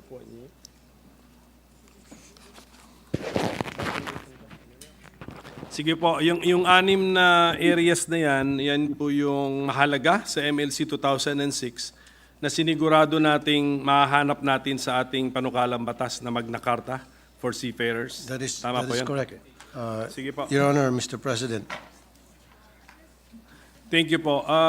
Ang Pilipinas po ay state party sa 1978 STCW. Dahil po tayo state party dyan, ano po ang pinakamalaki nating obligasyon under that agreement, Mr. President? Okay, Mr. President, Your Honor, of course, we have to abide by the rules and regulations under the STCW, which is meron pong a set standard na sinusunod when it comes to training and education for all seafarers, Mr. President. Diyan po tayo nagka-issue sa EU, tama po ba yun? Na ang aligasyon ba ay hindi tayo compliant with the standards sa STCW 1978? That is correct, Mr. President. Nakita kasi ng EU na napakarami nating violation pagdating po sa curriculum, sa training. Hindi po tayo sumusunod sa MLC standard of 2006. That's why we were issued so many violations, and because of that, medyo nag-fail tayo sa ginawa nilang pag-inspect sa atin several times until pinaka-recent in 2021 when we failed to the inspection conducted by the EC. What we did is we submitted our position paper telling them that we already complied doon sa mga nirequire nila sa atin. That's why they gave us a provisionary extension. I believe it's good for 5 years or maybe more. So right now, naka-provisionary pa lang tayo, Mr. President. Ano pong laman nitong ating panukalang batas na tumutugon dun sa mga concerns natin under STCW 1978? Thank you, Mr. President. Number one is curriculum. Ayan yun po yung unang-una na napansin na hindi natin sinusunod. Merong mga subjects doon na wala sa curriculum na hindi tumutugma at sumusunod doon sa required ng MLC 2006. Yung training facilities, yung school, medyo bulok-bulok yung mga eskwelahan. In fact, I addressed that before kasi nakita ko nga may eskwelahan na bulok-bulok at nagmamayari pala mismo mga opisyal ng Marina, and I was glad to know na umatras na yung mga kamag-anak ng opisyal ng Marina at hindi na sila namamahala ng eskwelahan na yon.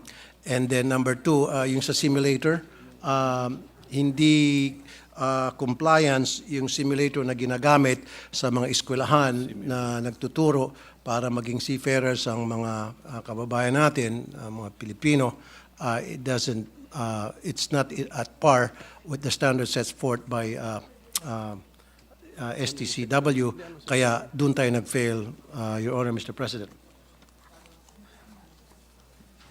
Pwede po bang maituro yung section sa ating panukalang batas na tutugon sa ating mga pagkukulang under the STCW 1978? Anong section po? Nasa chapter 14? No. Page ano yun? Chapter 16, chapter 16, ito po, section 75, namely, Curriculum Committee, yan yung section 75, Mr. President, Your Honor, and then section 76, Regulation of Training Program and Fees, and then section 77, non-degree courses for seafarers, and then the last but not the least, section 78, Implementing Guidelines. Thank you, Mr. President. So, ito po ang makakasiguro na siguro yung ating probationary acceptance sa EU ay malilift na po. Sana. Permanently. Sana po. Hindi na po, Permanently. Hindi na po ginawang conditional. Kasi pag probationary, parang conditional yun. May condition. Tama po kayo Tama dyan. po yan. Tumpa kayo, Your Honor. We're battling for the permanent Tama inclusion. po. Ito lang pong napansin ko sa ating curriculum committee. It will be chaired by the CHED, and then ang members ay Marina, DMW, DFA, MHEIs, training institutions, academe, ship owners, and manning agencies. Yun, parang nabanggit ko yata ito sa ating sponsor dun sa lounge na bakit na makakasali o makakasama ang ship owners and manning agencies sa paggawa po ng curriculum sa ating maritime education. Yes, tama ka dyan. I really appreciate that you have that observation, Your Honor, Mr. President, because ship owners are part of the stakeholders simply because yung barko po nila ang sinasampahan po ng mga seafarers. So meron din po silang say pagdating po doon sa compliance, pagdating po sa mga regulasyon na may kinalaman po sa edukasyon at training, Mr. President. Pati po si manning agency. Ano po ang nakikita nating contribution kaya sa laman ng curriculum na ituturo sa ating mga marine engineering or marine transportation graduates? Ano po ang ating na-anticipate na contribution ng ship owner at saka ng manning agency? Di ba ang manning agency, ano yun? Parang recruiter? That is correct, Mr. President. Kasi yung manning agency, kapag meron pong violation, halimbawa sa barko, regardless kung nasaan yung barko, at nakita natin na may violation against sa ating seafarer, then we can go after the manning agency. Sila po ang tutugisin at habulin po ng DMW natin for any violation against our seafarers. So that's why kasama rin po silang tinatawag na stakeholders. So ang ginawa nating committee members ay lahat ng ating ma-envision na stakeholder isanama natin sa curriculum committee. Except that ang mga marino mismo hindi sila kasama. Yung mga marino kasi, Mr. President, they have their SEC, the Standard Employment Contract. although yung kini-question ninyo na bakit kasama yung manning agency, like I said earlier, just because when it comes to operational aspects of shipping, they are there to match the skills and training of any seafarer para dun sa barko na sasakyan ng seafarer. And then kapag halimbawa nagka-problema, then sila din po ang mananagot sa ating DMW, Your Honor, Mr. President. Sige po. But basta ang pagkaintindi ko, si manning agency ay agent ni ship owner. That is correct, Tama. Mr. So, and President. we are giving this sector two voices in our curriculum committee. Kasi kasama si ship owner, kasama na si manning agency. That is Kasama correct. si principal, kasama si agent. That is correct. Kasi yung shipping owner, hindi naman palaging na-conduct yun because they're based abroad. So ang pinakamabilis na makontak in case of emergency, in case of problem that will arise as a result of the seafarer who would like to file a complaint against the ship owner for any violation, napakahirap naman kasi, Mr. President, na pupunta pa tayo sa abroad, kukontakin natin sila, yung ship owners, kung saan man sila bansa, whereas yung manning agency nandito lang sa ating bansa, dito sa Pilipinas, at madali natin makontak, madali tayong makipag-ugnayan agad sa kanila for whatever reason, Mr. President, Your Honor. Sige, Mr. President, but itong katanungan ko was only about the curriculum committee sa section 75. Wala pong position dito ang CHED? Wala silang sinabi? Is there any other program na accredited ng CHED na may private sector silang pinapasali to form the curriculum? Ang CHED, Mr. President, Chairman, pagdating sa curriculum committee. So meron pong say ang CHED at malaki po ang participation dito ng CHED, Your Honor. Pero dito sa ating dito sa pagkasulat ng ating panukala ba wala there was no comment from CHED as to the composition of the curriculum committee. We just want to make that off record because this representation will also communicate with CHED if this is a normal way of forming a curriculum committee. Mr. Okay. President. I'm happy to inform you, Your Honor, Mr. President, we have informed them about the format and showed them about the format of this bill, and they agreed with it, and they have no complaints, the contents of it, Mr. President. They were consulted. Thank you, Mr. President. So, ang aking point lang is siguro about curriculum na the best interest of the state ang ating nasa isip, and of course the best interest of the people we are educating, not the best business interest of some sectors of society kasi napasok natin sila sa curriculum committee. But anyway, that's just my opinion, Mr. President. Thank you. Thank you. But they have the right to be consulted, Mr. President, from time to time. Of course, the CHED has a say. Anytime na kailangan natin yung kanilang serbisyo, kailangan natin kanilang opinion and expertise, they're always there to help and to be consulted. And they agreed on that term when us and them came into contact and talk about that issue, Mr. President, Your Honor. Thank you, Mr. President. So now, itong panukala natin, pag maging batas ito, this will now be the Magna Carta of Seafarers. Ano po, so batas ito, Magna Carta. Pag sinabi kasi natin Magna Carta, that's the most important piece of legislation for the subject matter. Yes, Your So Honor. ano po ang magiging relationship ng ating Magna Carta sa Labor Code at saka Magna Carta sa DMW law? Okay. Yung Magna Carta po for seafarers, ito po ay nakafocus para sa domestic and international. Now, dinefine po sa bill na ito ang difference. Ang difference is yung sa route.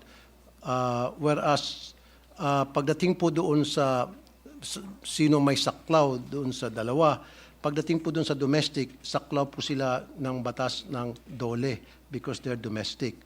Whereas kapag doon sa mga international waters na mga seafarers nagpa-fly international route, then dito papasok po yung DMW. Although under po silang pareho sa Magna Carta for Seafarers, kaya lang yung domestic seafarers meron pong exclusive na section dito sa bill nito which is chapter 14. Chapter 14, Your Honor. Samantalang yung batas sa DMW ay hindi naman po maapektuhan itong ating Magna Carta. Hindi naman po, kasi they complement each other, Apo. Your Honor, Mr. President. Except that yun na nga, may napansin tayo na pinalabas natin noong last session na yung definition natin ng seafarers sa ating Magna Carta ay hindi eksaktong tugma na nandun sa DMW Act. Kasi yung fishers, meron tayong pinoint out last time na yung mga fisher folk po natin working in commercial vessels fishing in international waters. Yun po yan. That is correct, Your Honor. Again, that's a very good observation. And a while ago, I had a long and lengthy discussion with my legis team, and I'm the one who questioned that. Pareho po yung ating opinion tungkol dyan at pareho yung concern natin. But maganda naman po yung explanation ng team ko at saka ng mga stakeholders, not only my team, but I have with me some members of the stakeholders, and they told me talagang two different animals po yun, yung 188, ILO 188, and then yung MLC 2006. Kasi po, merong exclusive talaga na mga provisions doon po sa ILO 188 na different po sa MLC 2006. Mas mataas po kasing standard ng MLC 2006, so hindi pwedeng pagsamahin sila pareho dahil lugi naman po yung mga fishing vessels na they cannot meet at par with what is at the MLC. Halimbawa dyan, Mr. President, mas mataas ang sweldo, mas maraming benepisyo, hindi po kayang sabayan ng mga owners ng mga fishing vessels, whether that will be domestic or international, Your Honor, Mr. President. So, thank you for that input, Mr. President. So, talagang klaro na sa paggamit natin ng salitang seafarer at saka yung gusto natin maging covered ng ating Magna Carta, imposible na nating ma-accommodate ang ating mga fisher folk na nasa international commercial vessels. Kasi yun ang sabi niyo po, it's unfair. Pero although kung isasama natin sila dito, hindi po ba na yung vessels to be affected are the international ocean-going commercial vessels? That is correct, Mr. President. Another difference is, iba kasi ang sweldo doon sa commercial na seafaring versus sa fishing vessels na mga seafarer. Iba din po yung benefits nila at iba rin po yung may saklaw na batas sa kanila. Like I said already, Mr. President, ILO 188 covers seafarers involved in the fishing industry, whereas yung MLC, doon naman kinocover yung mga nasa commercial vessels, international commercial vessels other than sa mga fishing vessels. Dito po sa ating panukala, meron tayong konsepto na standard employment contract para sa seafarers. Sa seafarers na covered. So ibig sabihin nun, sa mga fisher folk pala natin na nare-recruit sa international commercial vessels, are they also do they also have a standard employment contract? That is precisely right. You're definitely right, Your Honor, Mr. President. Pareho silang merong SEC, Standard Employment Contract. Magkaiba nga lang. Dahil again, yung contract nila sumusunod yung kung sa international ka, then meron kang SEC, yung sa regular seafaring, sumusunod yun sa MLC 2006, at kapag sa fishing vessels ka naman, susunod ka dun sa ILO 188. Your Honor. Opo. So, pagdating sa seafarers na pasok sa ating definition, they will be governed by the Magna Carta. Ang requirement may standard employment contract. Ngayon po, sa ating fisher folk sa international commercial vessels, ang requirement ng standard employment contract ay wala sa isang local law, but because of that ILO 88 convention, Mr. President? That is correct, Okay. Your Honor. And then, kung maging batas nito Magna Carta, which is the primary agency to implement this? DMW, Mr. President. DMW. Yung mga fisher folk po natin, what will now be the primary agency na sila naman ang sila inaalagaan? The DMW pa rin, Mr. President. DMW pa din. Yes. Sige po. Except that iba ang mga legal basis ng mga karapatan na pwede Yung mga nilang terms, Mr. i-invoke. President. Salamat po for that for that clarification, Mr. President. Ngayon, ito pong ating definition ng seafarer na nasa page 6, line 11, in letter U. Tayo po ba ay nakatingin sa tao na para maging seafarer or nakatingin tayo sa ship covered under this act? Nakasulat dito, Mr. President.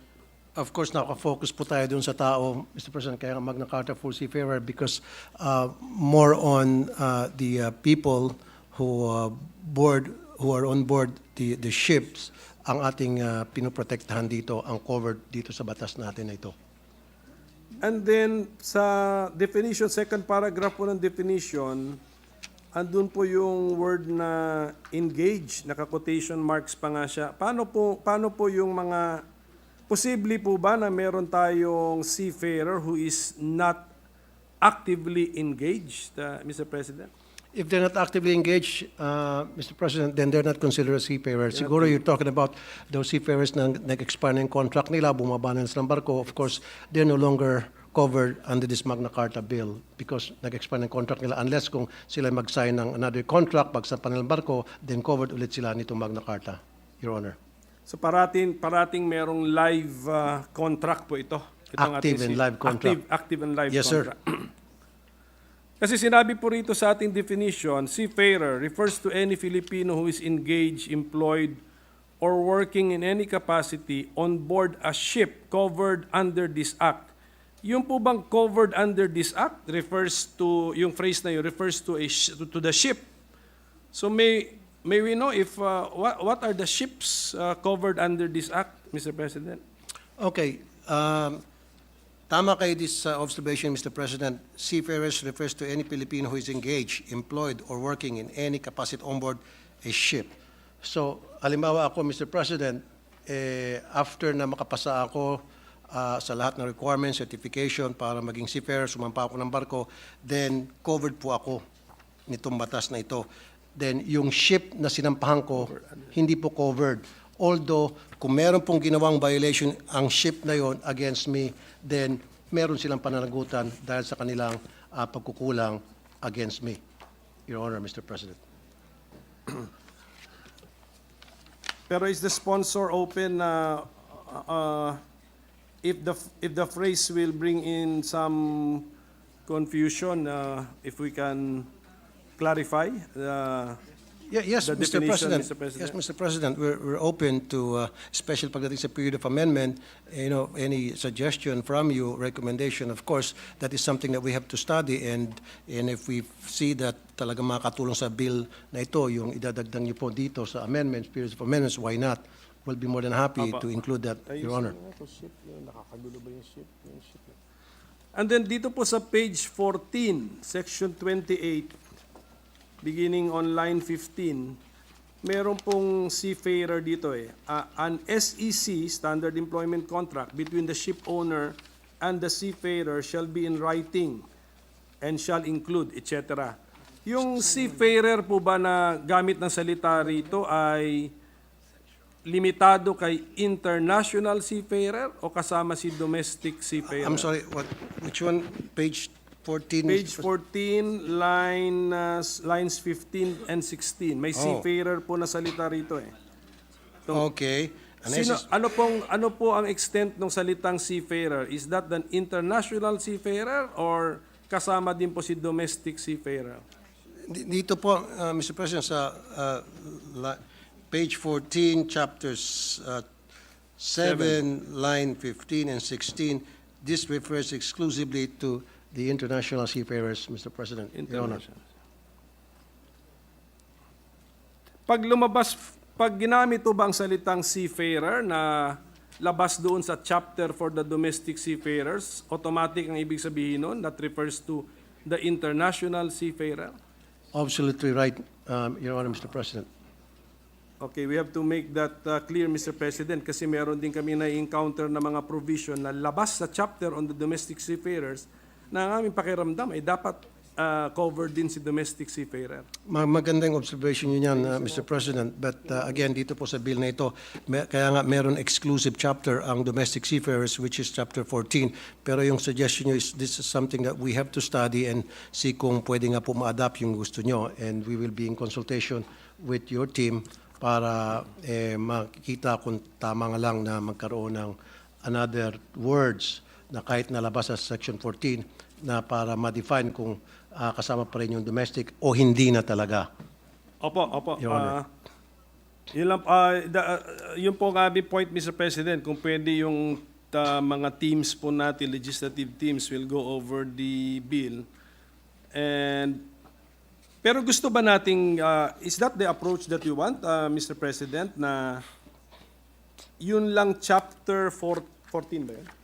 Chapter 14 lamang sa ating panukalang batas ang magiging applicable sa domestic seafarers, na paglabas na ng Chapter 14, pag may salitang seafarer yun, automatic ang meaning nun is the international seafarer. Yes, Mr. Okay, President, so Your Honor, kasi if you've noticed, time and time again, inuulit ko palagi, mataas kasing standard ng international seafaring. If we're talking about MLC of 2006 versus sa ILO 188, so hindi po pwede silang pagsamahin, baka magkalabo-labo lang, magkaroon ng confusion, Your Honor. Rights section, ano to yun? Definition of terms. Kasi meron po, for example, may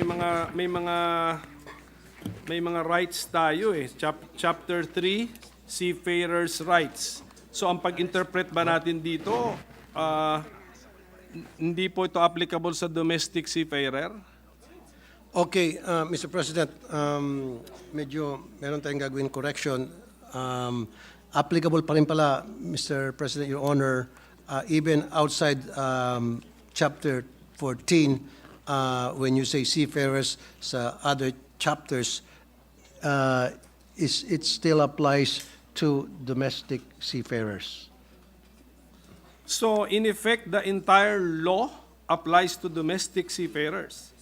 And then binigyan pa na applicable sa buong Magna Carta sa domestic seafarers, tapos may special chapter pa sa domestic seafarers. In some chapters, yes, when you say seafarers in this bill, may applicable pa rin po sa mga domestic seafarers, certain chapters. Pero meron silang exclusive chapter, which is Chapter 14, para sa mga domestic seafarers lamang. So apparently, Mr. President, meron tayong ibang siguro provision dyan o paragraphs na ang gamit na salita ay seafarer, pero ang intention natin ay international seafarer lamang ang applicable ito. So kung merong ganun, siguro it's an omnibus request na lang na balikan natin yun, at if we need to distinguish, we have to distinguish para hindi po tayo malilito sa ating Magna Carta. Kasi potential landmark law ito eh. Kailangan very clear po tayo. I agree with you totally, Your Honor, Mr. President. Yes, doon sa gagawin nating amendment, isasama po natin yung pinopoint nyo, Your Honor, Mr. President. Siguro we can adopt the terminology na kung ginamit yata natin sa Chapter 14, domestic seafarers, tapos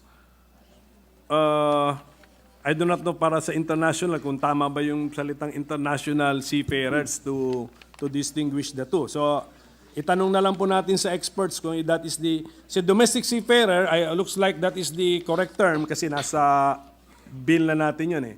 But si seafarer na hindi po domestic seafarer, bigyan na lang natin ng correct terminology kung talagang dun lang natin linilimit yung applicability ng provision. And then kung meron tayong generic term na seafarer, that means applicable yun sa dalawang klase na For seafarer. both domestic and international, Mr. President. Your Honor. Just a suggestion, Mr. President. Thank you for the suggestion. Point well taken, Your Honor. Ginagamit po nating ito na tinanong ko rin si sponsor, Mr. President, doon sa loob ng lounge, sabi ko na kasi meron ba tayong mga salita rito or terms dito na may technical meaning? Kasi siyempre industriya ito eh. If it's an industry, merong mga technical terms po yan eh. Ito bang Philippine or foreign registered ocean-going vessels. Yang phrase na yan, meron po bang technical meaning po yan? Ocean-going vessels, Mr. President, refers to international seafarers. Kasi po, hindi po siya domestic at hindi po inland yung rota ng vessel na yan. They go to international waters, so open sea. So therefore, that vessel is considered a vessel for international seafarers, Your Honor. Okay. So, dito lang po mahanap yan sa panukalang batas natin, yung phrase na yun, or ginagamit yan sa yung mga ocean-going vessel, ginagamit ba yan sa international conventions? So, may meaning na po ba yan, technical meaning? Yes, Your Honor, Mr. President, ginagamit po yan ng ibang bansa rin dahil ito po ay isang probinsyon na nakasaad po sa MLC 2006 na halos lahat ng mga miyembro sinusunod po ito, Your Honor, Mr. President. So, yan ang ating pag-define natin o pag-determine natin sa ocean-going kasi gusto natin siyang i-contrast sa may domestic na rota. So, yung pong bang ating pag-define sa may domestic na rota also has a technical meaning. Itong Philippine registered domestic ships engage in trade and commerce between Philippine ports and within Philippine territorial or internal water. That is correct. Ito po ba ay technical phrase din po o technical term? Yes, Mr. President, in every sense of the word, you're right, that's technical. Kasi nga po, pag sinabi mong domestic vessels for domestic seafarers, yung rota na pinapply nila ay dito sa territory lang po natin, within our territory, meaning inland, they don't go outside our territory. They don't go to open seas. They don't go to international waters, Mr. President. So, diyan po na-define ang difference ng domestic vessels flying domestic routes versus ocean-going vessels flying international routes. Your Honor, ocean-going vessels. Kasi yung seafarers on board doon sa mga dalawang klaseng vessels na yon will also determine kung domestic seafarers sila or international seafarers sila. Ganun Precisely po ba yan? right, Your Honor, Mr. So President. mahalaga po ito. Ito pong MLC 2006, ang jurisdiction niya ay sa member states, sa ships ng member states that fly its flag. Yun po ba yun? So, yun po bang flying its flag na prinsipyo ay na-adapt po natin dito sa ating panukalang batas? That is correct, Mr. President. Yan po ba, when you are Philippine registered, that means you are flying the Philippine flag. Yan po yung meaning nun? That is correct. That is exactly right, Your Honor. And there is no foreign registered vessel which can be considered as a domestic ship. Dito sa atin, no, Mr. Dito sa President. atin. No. Foreign registered vessels, then doon po sila sa ibang bansa, sa kanilang bansa, Mr. President. Sige po. Is it possible na mayroong foreigner na empleyado ng isang Philippine registered domestic ship? No, that's not possible, Mr. President, because that's against our law, Your Honor, Mr. President. Kahit makakuha siya ng, let's say, employment certificate, marami pong, kahit ang Pogo, Mr. President, ang dami nagtatrabaho sa Philippine territory, hindi naman justifiable yun, hindi naman kailangan yun, but sure po tayo doon, there is no foreigner employed or working as a seafarer in a Philippine registered domestic ship. That is correct. Okay, Iba kasi yung Pogo, Your Honor, Mr. President. Iba kasi ito. We have a law defined noong paman na hindi pwede ang mga foreigners na magtrabaho sa Philippine flag vessels. and then flying inland territories, because there's also a national issue, national security issue, Mr. President. Is the sponsor telling us there's a specific law? May specific law against it? Or it's just the general principle na Cabotage. employment to? Employment lang. Employment. Cabotage law. I hope I'm pronouncing it right, Your Honor, Mr. President. Cabotage law. Thank you, Sen. Riza. Bakit sa C? Cabotage law. Cabotage Your Honor. law? Apo. Yes, Mr. President. Double checking na.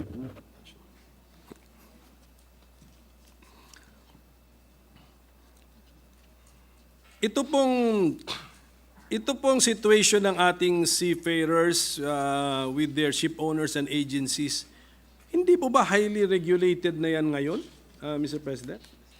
That is correct, highly regulated, Mr. President. Yes, at this present time. So, Regulated in the sense that lahat po ng shipping industry, international shipping industry, that is, regulated sila because they have to follow that MLC 2006. Palagi po kasi ang point of basis ng lahat ng seafaring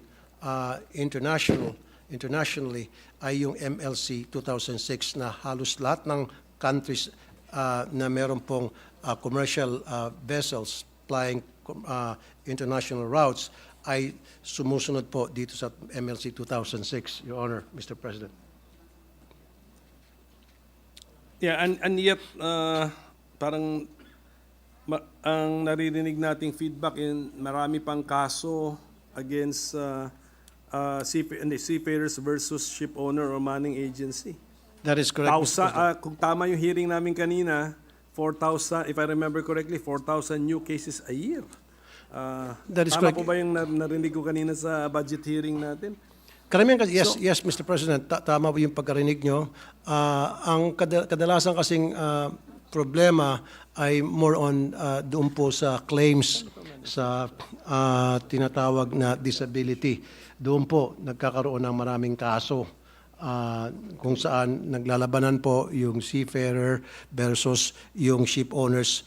And of course, the ship owners, ang representative nila dito ay yung manning agency. Ano po, forgive me, Mr. President, ano po yung masasabi nating top 3 issue ni seafarer against the ship owner or manning agency?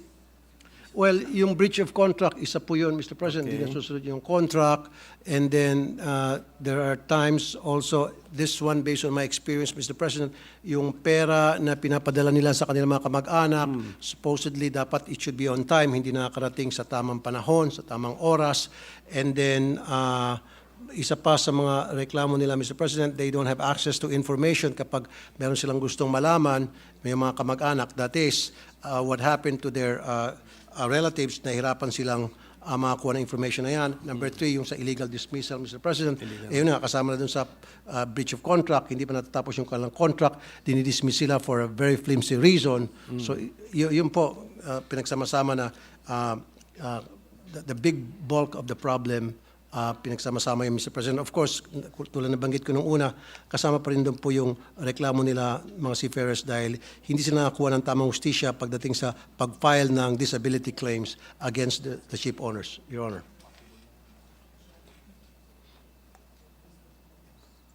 Pero ngayon, meron na tayong parang structure, sistema, paano nila mapupursu yung kanilang mga grievance. So, paano po ma-improve nitong ating panukala? Kasi ito bang breach of contract? Ngayon, standard contract na rin yan, di ba? It's a breach of the standard employment contract, actually. That is correct. So meron na nun. So paano po talaga natin itong ating panukala, paano sila talagang konkretong matutulungan? In the sense na mababawasan ba si breach of contract o mapapabilis si desisyon sa kasong breach of contract? Both, Mr. President. Kasi lahat ng contract that our seafarer entered into, yan po ay ni-review or nakakatanggap po ng kopya ang DMW. So at any given time, any given point, nakita po ng seafarer na mayroong violation against his contract, all he needs to do or she needs to do is contact the DMW, and DMW will review the contract, and then they will do appropriate action pertaining to that seafarer's complaint, Your Honor, Mr. President. That can be done now. That can be done now, Mr. President. So, anong mararamdaman ng natin pagdating dito sa mga labor issues or issues ng seafarers, ship owner and manning agency? Dahil sa may Magna Carta na tayo, mababawasan kaya itong mga issues ng seafarer versus ship owner and manning agency? Mababawasan po, Mr. President, kasi batas na po itong Magna Carta. Unlike before, kalat-kalat po yung mga karapatan ng ating mga seafarers. Meron yung dole, meron yung marina, etc. Now, yung mga laws pertaining to seafarers na kung saan nakatoka dati doon sa iba't ibang agency ng ating gobyerno, inilagay na po dito sa Magna Carta at batas pa. So hindi na po nakakalito, hindi na po confusing kasi in-incorporate na po lahat dito sa Magna Carta of Seafarers, Your Honor. Actually, Mr. President, Honorable Sponsor, dito po sa Chapter 11, Dispute Resolution, Section 48, page 24 po ito, On Board and Onshore Grievance Machinery. Meron, nasa page 25, line 2 naman, ito naman po last sentence ng first paragraph ng Section 48, this grievance must be exhausted as a remedy in order to protect the rights of the Filipino seafarer. Ang worry ko lang dito is baka ma-misapply ito o ma-misinterpret ito na magamit pa yung non-exhaustion of the grievance machinery against the seafarer. So, if we can tighten the words to make sure na the grievance machinery is for the benefit of the seafarer and non-exhaustion cannot be used against the seafarer. That is correct. Definitely, kapag meron na problema ang isang seafarer, Mr. President, he or she has to use that grievance committee doon po sa barko. And then kapag na-exhaust na niya yung committee na yan, kung ano man yung naging desisyon, and if he or she thinks na hindi favorable sa kanya, then pwede ho siyang, pagdating niya ng Pilipinas, pwede ho siyang mag-file ng case against doon sa ship owners through the manning agency.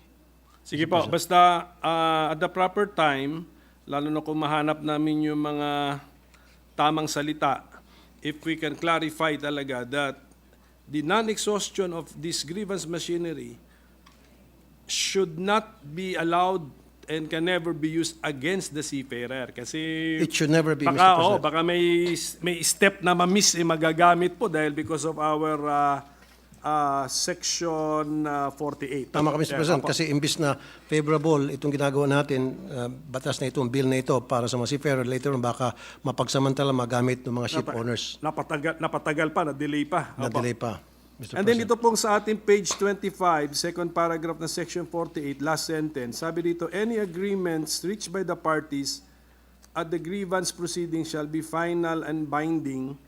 Meron lang po kami naisip dito na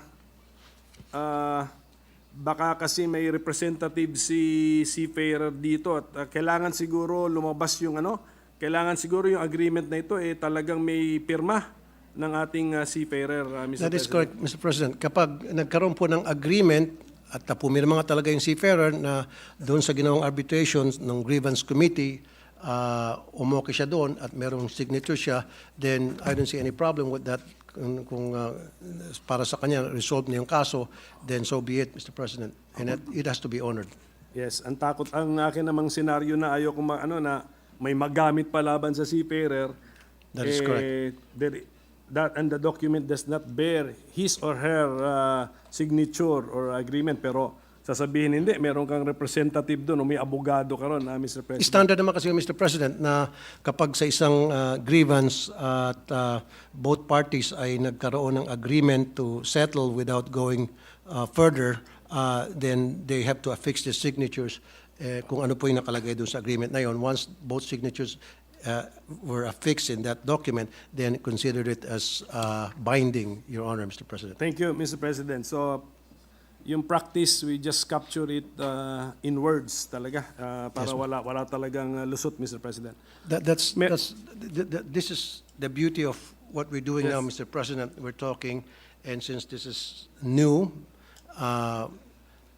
kung ano man po yung nakikita niyong maidadagdag nyo, maitutulong nyo para ma-enhance at mapaganda pa itong bill na ito for the benefit of the seafarers, why not? We are very open to any suggestions, to any recommendations para ito pong bill ng seafarers ay talaga magiging para sa seafarers, hindi para kung kanino man, manning agency or ship owners, etc. Thank you, Mr. President.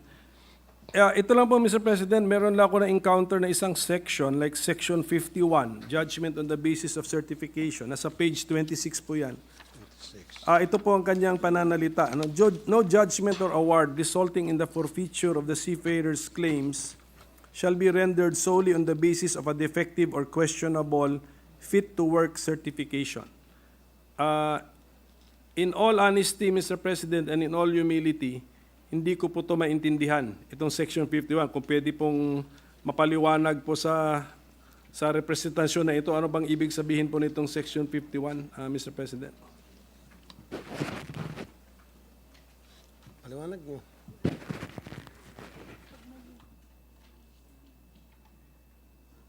Naintindihan niyo ba ito? Section 51? Ano yung...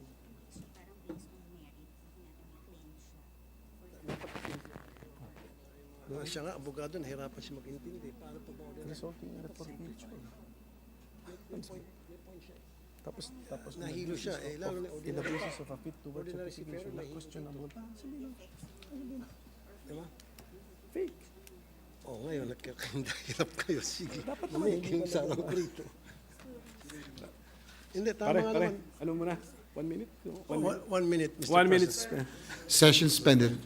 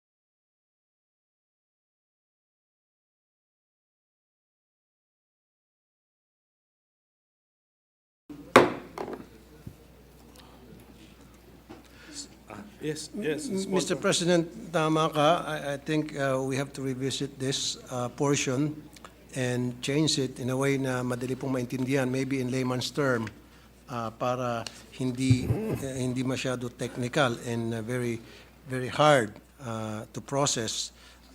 So mas maganda, we have to revisit this, and probably with your recommendation, then we can change this provision para mas madali maintindihan, Your Honor, Mr. President.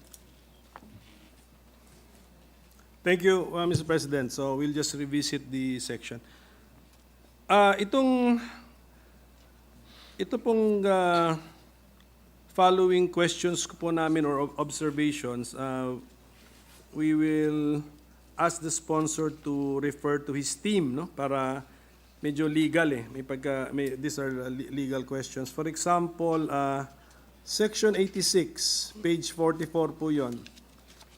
Last sentence, the foregoing offense shall, ayusin ko na po yun, shall prescribe after 5 years from its commission. So, prescription ito ang pinag-uusapan natin dito. So, why is it commission and why is it not from the time it is discovered, Mr. President? Sorry, what page? Page 44, Section 86, line 8 ng page 44. Line 8. Yung last sentence po. Okay, no more than 4 years or both at the discretion. of the court. Uh, And what was your question again, Mr. President? Why is it not from the date of its discovery, Mr. President? Which will make it prescribed longer. I mean, lahat ng favorable sa seafarer po ang ating hinahanap po rito, Mr. President. So from the date of the discovery, Mr. President, Yes, if that's yes, what you're talking yes. about, then Just a yes, suggestion, Mr. President, just to Yes, Mr. President. to refer to the team. Yes, Mr. President, legal that is team, something Mr. that President. we agree, Mr. President. Basta prescription mo, discovery. This is because what you're saying now and you're suggesting, Mr. President, is favorable to the seafarers, and this is a Magna Carta of seafarers. Therefore, anything favorable for the seafarers, we definitely agree, Your Honor. Yes, Mr. President. Thank you for that, Mr. President. Actually, yun yung point of view namin, Mr. President, when we were reviewing this bill. Lahat dapat pabor sa seafarer, Mr. President. Apo. Absolutely right, Mr. President. Ito po, Mr. President, meron tayong Section 43, Paragraph F, page 22 po yun, line 15.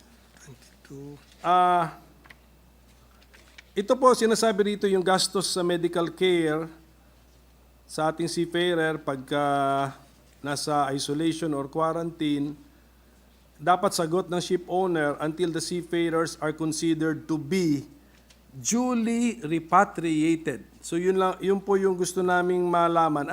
Kailan yun? Kailan mag-i-end yung obligasyon ng ship owner sagutin ang medical expenses kasi duly repatriated na po si seafarer. What is the meaning of duly repatriated? As long as nasa ship yung seafarer, Mr. President, or wala pa ho siya sa Pilipinas o hindi pa siya na-repatriate, then lahat po ng mga medical expenses dapat covered po ng ship owners. Pero once na-repatriate na siya, and then if the seafarer thinks na kulang pa talaga yung gamutan na dapat matanggap niya, and he wants to pursue disability claims against the ship owners dahil ang tinamo niya ay talagang something na hindi na siya makakapagtrabaho, then doon na po yung magkaroon yung process na he or she will file a claim against the ship owner dahil po sa kanyang disability. Ang tawag po doon disability claims. Pero you're right, Mr. President, as long as nasa barko pa yung seafarers at wala pa siya sa Pilipinas, hindi pa siya repatriated, dapat yun all expenses paid, all medical bills up to the last centavo must be covered by the ship owners, Mr. President. At saka kung pwede po nating klaruhin na kailan na dumating na yung kondisyon na duly repatriated na siya kasi doon mag-i-ending yung obligasyon ng ship owner na sagutin yung medical expenses. So yun po yung concern ng representasyon na ito, na klaro sana yung kung kailan duly repatriated na si seafarer kasi parating papaikliin ni ship owner yan or yung mayroong financial obligation, Mr. President. As long as he's overseas, Mr. President, lahat po ng gastusin tungkol sa kanyang pagpapamedical, pagpapagamot, talagang covered po dapat yun ng ship owners. Pero once na siya po ay repatriated na at yung kanyang contract ay tapos na, then labas na po doon ang ship owners unless kung magkukontinue, like I said, the seafarer would like to pursue a case against the ship owner kasi he feels na disabled na siya as a result of if it's an accident or an illness, then pwede niya pang ipagpatuloy yun, yung pagpapile ng claim against the seafarer. Of course, may dadaan ng proseso yun kung talagang siya po ay makakatanggap pa ng additional claims, Mr. President. Your Honor. Ito pong konsepto ng duly repatriated ay naulit din natin sa Section 56, nasa page 28, line 9.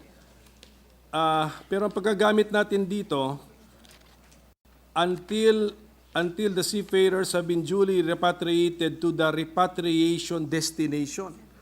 So, meron naman bagong konsepto po ito. Ano pong ibig sabihin ng repatriation destination po na nasa page 28, line 10?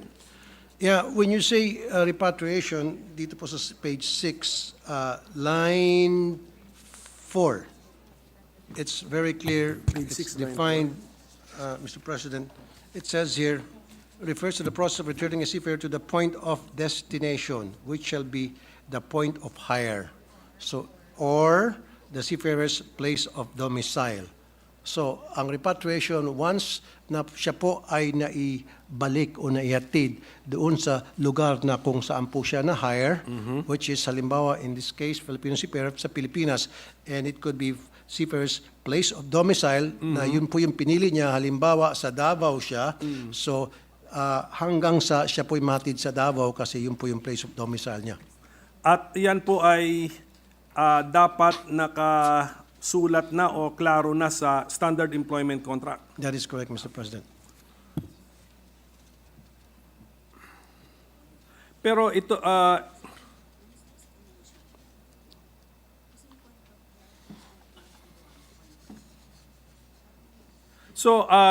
wala pong Pilipino na seafarer na ang kanyang point of hire ay labas ng Pilipinas. Bawal po yun. Bawal po yung Mr. President kasi dito yung contract niya mag-uumpisa sa Pilipinas as a Filipino seafarer.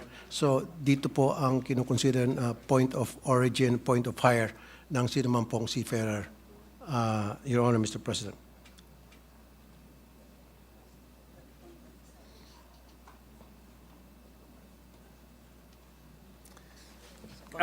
Pareho sa same section 56 po, no? Page 28. Yung line 10, yung last sentence po ng section 56. Thereafter, medical care and quarantine expenses for repatriation to the point of destination shall be borne by the Philippine government following the whole of government approach in the management of epidemics and pandemics. Pinapasalo na po natin sa, meron pang segment na dapat sagot ni ship owner, pinapasalo na po natin sa Philippine government. Go ahead. Mr. President. Yes, Senator Risa Ontiveros is recognized. Salamat, Mr. President.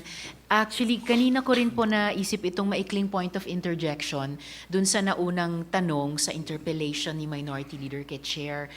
At bilang co-author sa chair, baka po gusto rin nating i-revisit both yung intent at yung language nung naunang probisyong iyon at ito kasi baka pandemic context.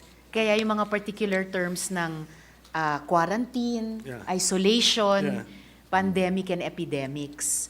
So baka gusto po nating i-consider at the proper time, palawakin ulit sa lahat ng mga health situations na maaring kaharapin ng ating mga seafarers kung kailan mangangailangan sila at karapatan nila makatanggap nung libreng medical care mula sa kanilang ship owners. So for the consideration po ng chair and of course the good minority leader. Thank you, Salamat, Sen. Mr. Risa. President. Thank you, Sen. Risa.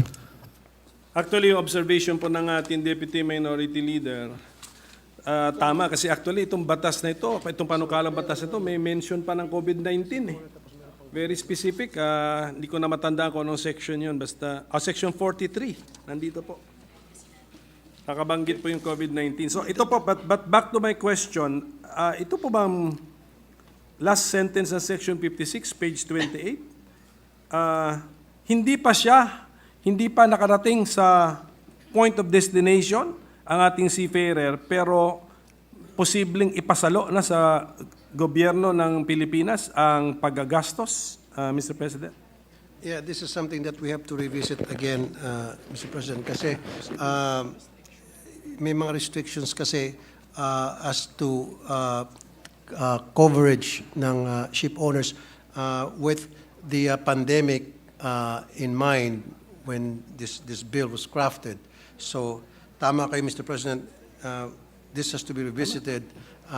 Dapat siguro yung mga wordings dito medyo i-change para mas malawak ang magiging sense of coverage under this bill for the seafarers, Mr. President, na at the same time, hindi, habang maaari, hindi panagutin natin gobyerno na when in fact responsibility dapat yun ng ship owners. Sige po, yun ang gusto nating makapture sa provision na sa ating sections na ang rule talaga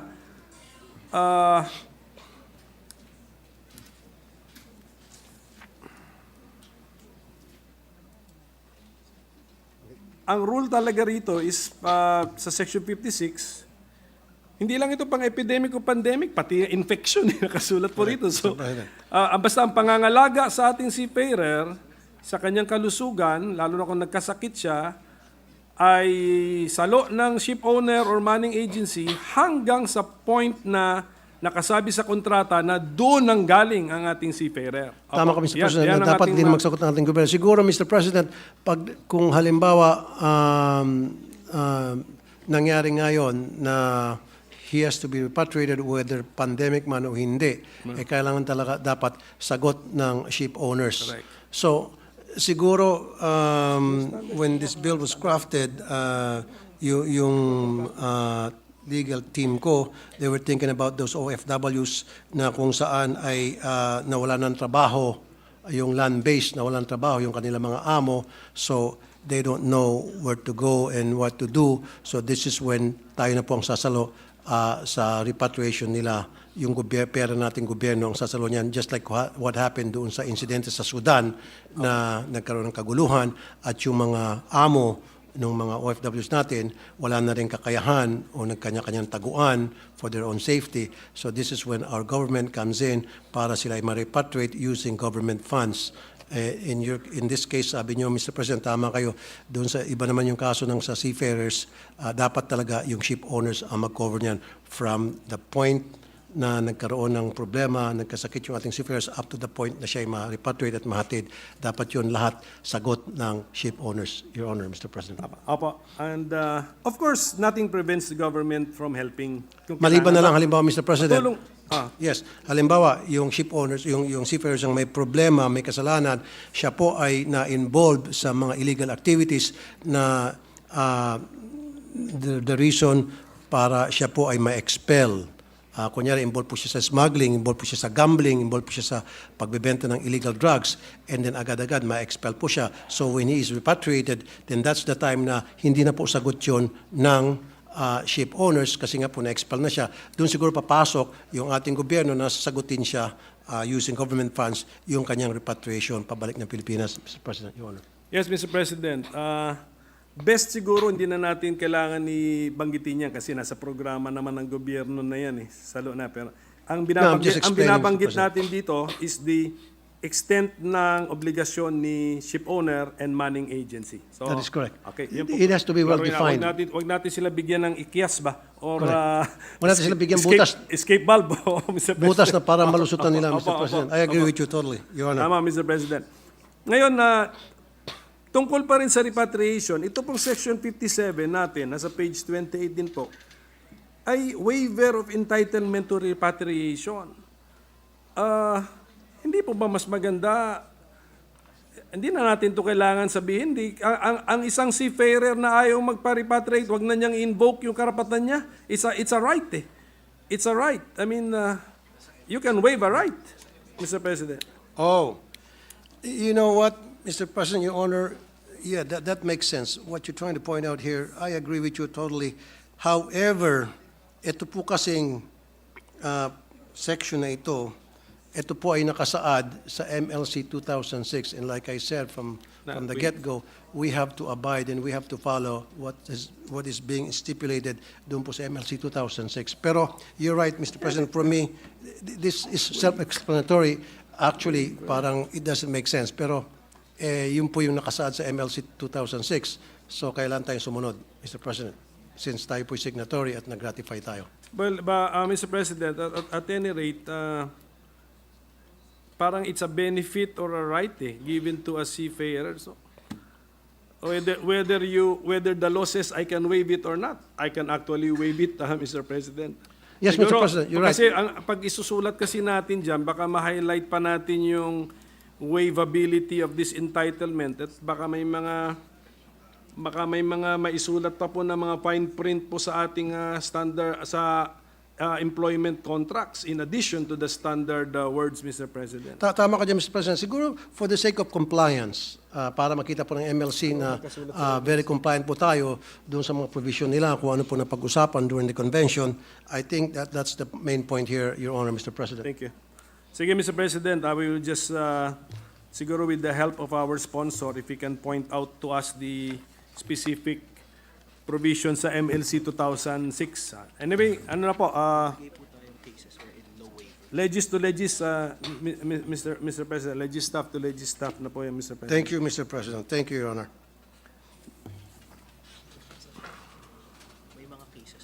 Sa 19B po, Mr. President, Okay, Mr. President. yes, sir. Yes, sir. With your indulgence. Dito kasi sa Section 57 nga pala pa rin, it says here, no such waiver shall be allowed or presumed when a seafarer is abandoned, held captive on or off the ship as a result of acts of piracy or armed robbery against the ship, or is incapable of traveling, blah, blah, blah, and cause the effect of seafarers' safety and security. So, meron din po, saan dito? Actually, we can make it even an even stricter rule that no, the waiver will never be presumed, Mr. President. I agree, Mr. President, Your Honor. And then the waiver is allowed in the sense that you do not demand you do not demand it. Therefore you're waiving it, Mr. President. Yes, Mr. President, I agree with you totally, wholeheartedly, Your Honor. Basta katulad ng sinabi ko kanina, Mr. President, we were going over this bill, panukalang batas talagang ang tinitutukan namin, paano natin papalakasin talaga ang mga karapatan ng ating mga seafarers, Mr. President. Thank you, Your Honor, Mr. For President. example, Mr. President, ito ang ating, tumalo na muna ako sa akin. Section 29, for example. Okay. Sa Section 29, ewan ko nung page ba ito? Ang ating rene-regulate sa Section 29 would be hours of rest, Mr. President. Samantalang, sa ibang provision, and then normally, kahit sa labor code, it's hours of work po yung ating rene-regulate. Bakit umiba yung ating parang point of view rito na from work, tumingin tayo sa rest, Mr. President? That is correct, Mr. President, kasi iba kasi yung seafarers kumpara doon po sa mga land-based na mga workers, kasi there are times na they're needed more than the 8 hours work. There are times that they are being requested to work more than 12 hours, but there is a set amount of hours that they can only be allowed to work, and we are more concerned on their rest, Mr. President, para hindi po sila maabuso, para yung kanilang mental health at the same time ay mapalagaan din dahil hindi po madali ang magtrabaho sa laot, given the fact na nandiyan po yung hirap ng trabaho nila, plus maalon, malayo sila sa kanilang pamilya, etc., etc. So, we use that word rest to make sure na hindi po maabuso yung ating mga seafarers pagdating sa working hours nila, Mr. President, meaning talagang we still are focused doon po sa kapakanan nila, Mr. President, hindi po doon sa kapakanan na may-ari ng barko, Your Honor. At the same time, adding to that, Mr. President, para sa kanilang safety din, kasi kung overwork sila, Mr. President, prone sila sa accident. Kaya dyan kuminsan nagkakaroon ng problema, Mr. President, pagod, puyat, yung ating seafarer, o nga, pinagpahinga siya, pinagtrabaho lang siya ng 12 hours, and then the following day pinagtrabaho siya ng 15, and then the following day pinagtrabaho lang siya ng 3, and then if you add it up, lumampas po dun sa prescribed na time na talagang given hours for him to rest at hindi nasunod yun, he will be prone to accident. Marami na pong ganong insidente dahil pagod po yung seafarer, madali po siya nadudulas, nahuhulog, na-overboard, gone overboard yung mga workers, yung mga seafarers, Mr. President.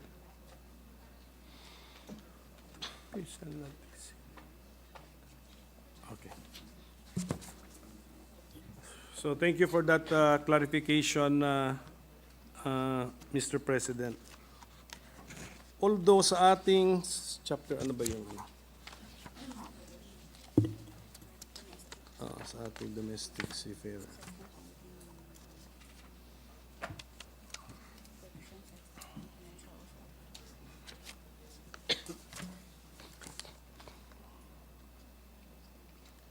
Samantalang yung ating section 61 nasa page 30 para ito sa domestic seafarers.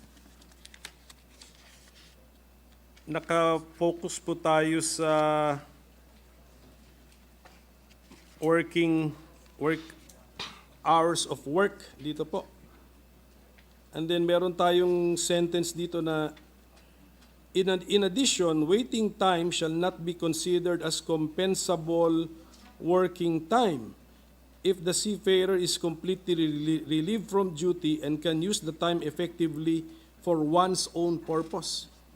So, is waiting time the same as rest time, Mr. President?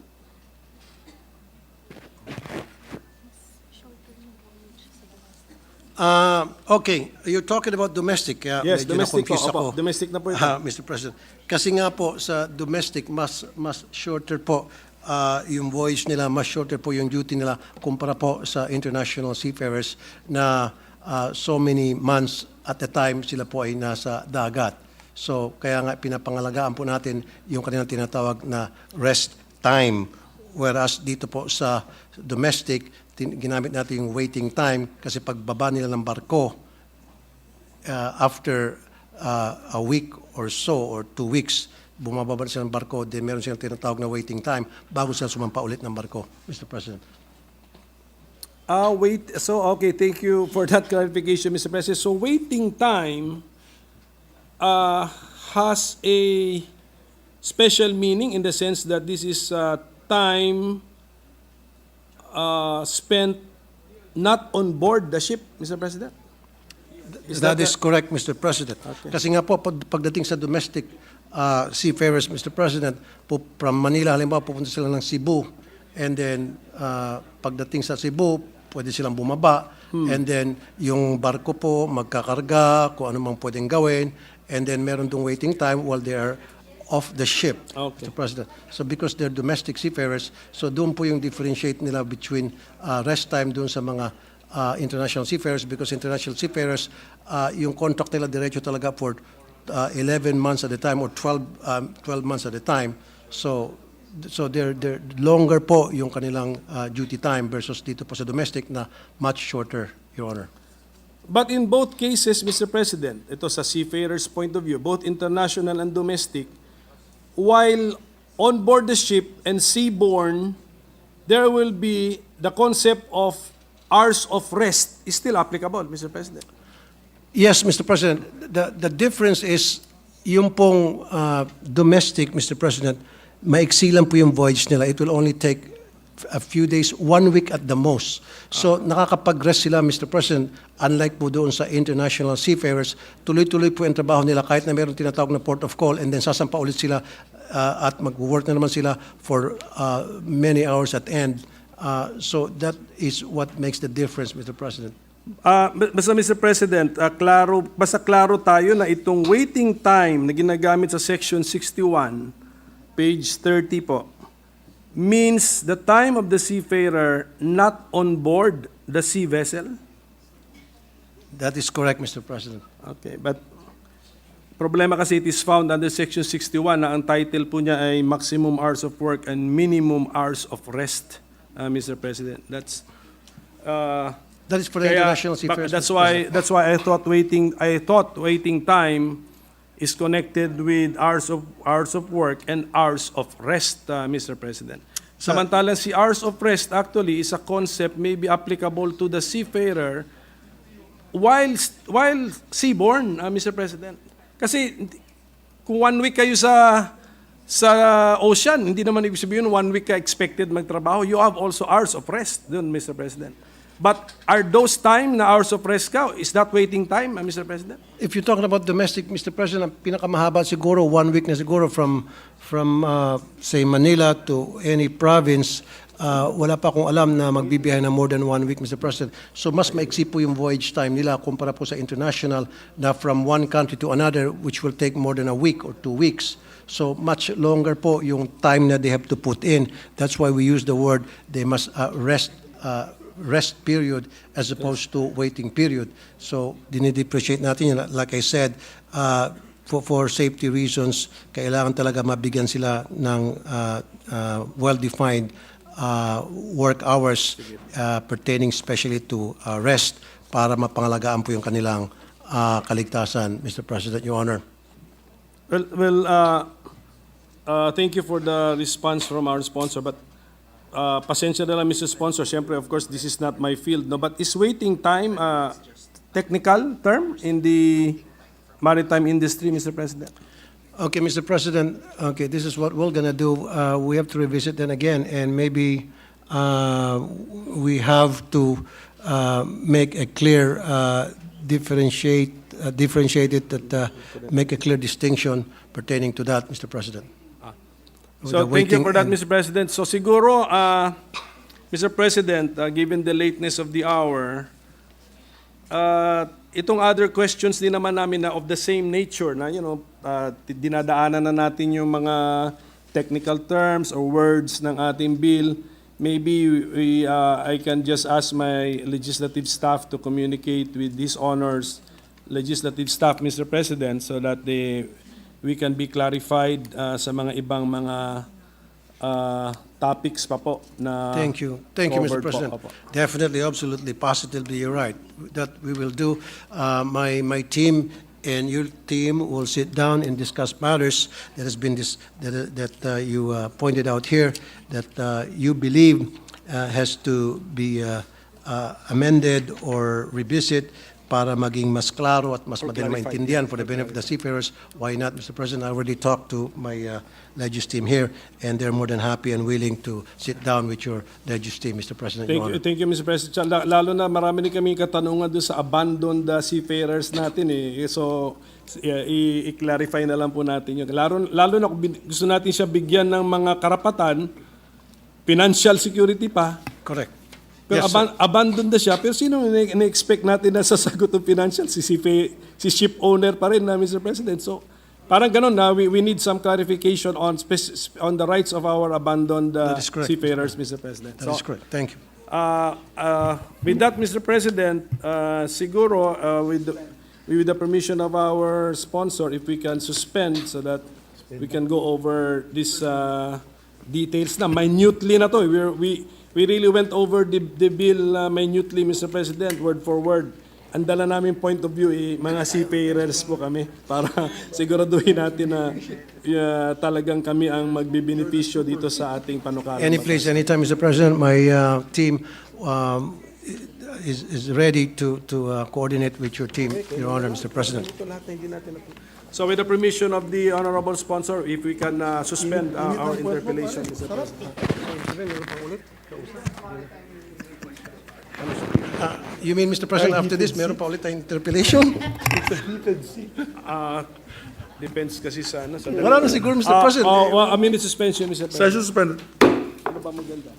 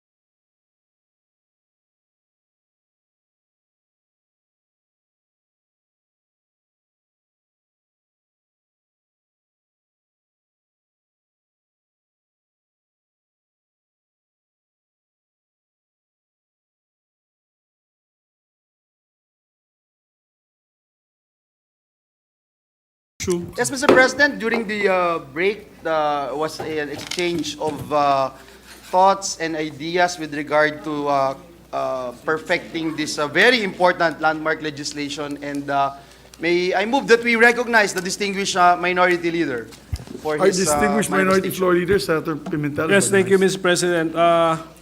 We have reached a, ang tawag mo dun, Consensus? well, no, an agreement with the sponsor that we will have open communication lines regarding this bill and modus vivendi, a working arrangement, Mr. President, in order to more or less, lagyan lang natin sa quotation marks, perfect the bill, Mr. President.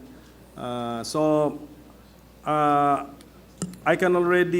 believe I can already terminate my interpellation on the measure, Mr. President. Thank you very much to our distinguished minority floor leader. Thank you, Majority Leader. Yes, Mr. President. Mr. President, with the consent of the body, there being no other member who wishes to interpellate, as this representation also spoke with Senator Alan Peter Cayetano, I move that we close the period of interpellations and debates without prejudice, Mr. President, to asking further questions during the period of amendment. I so move, Mr. President. There being no objection to the motion, the period of interpellation is hereby closed. Thank you, Mr. Thank you very President. much. Mr. President, this juncture, I move that we suspend consideration of Senate Bill number 2221 under Committee Report number 69. So move, Mr. President. There being no objection to the motion, motion is approved. Minute suspension, Mr. President. Session suspended for 1 minute.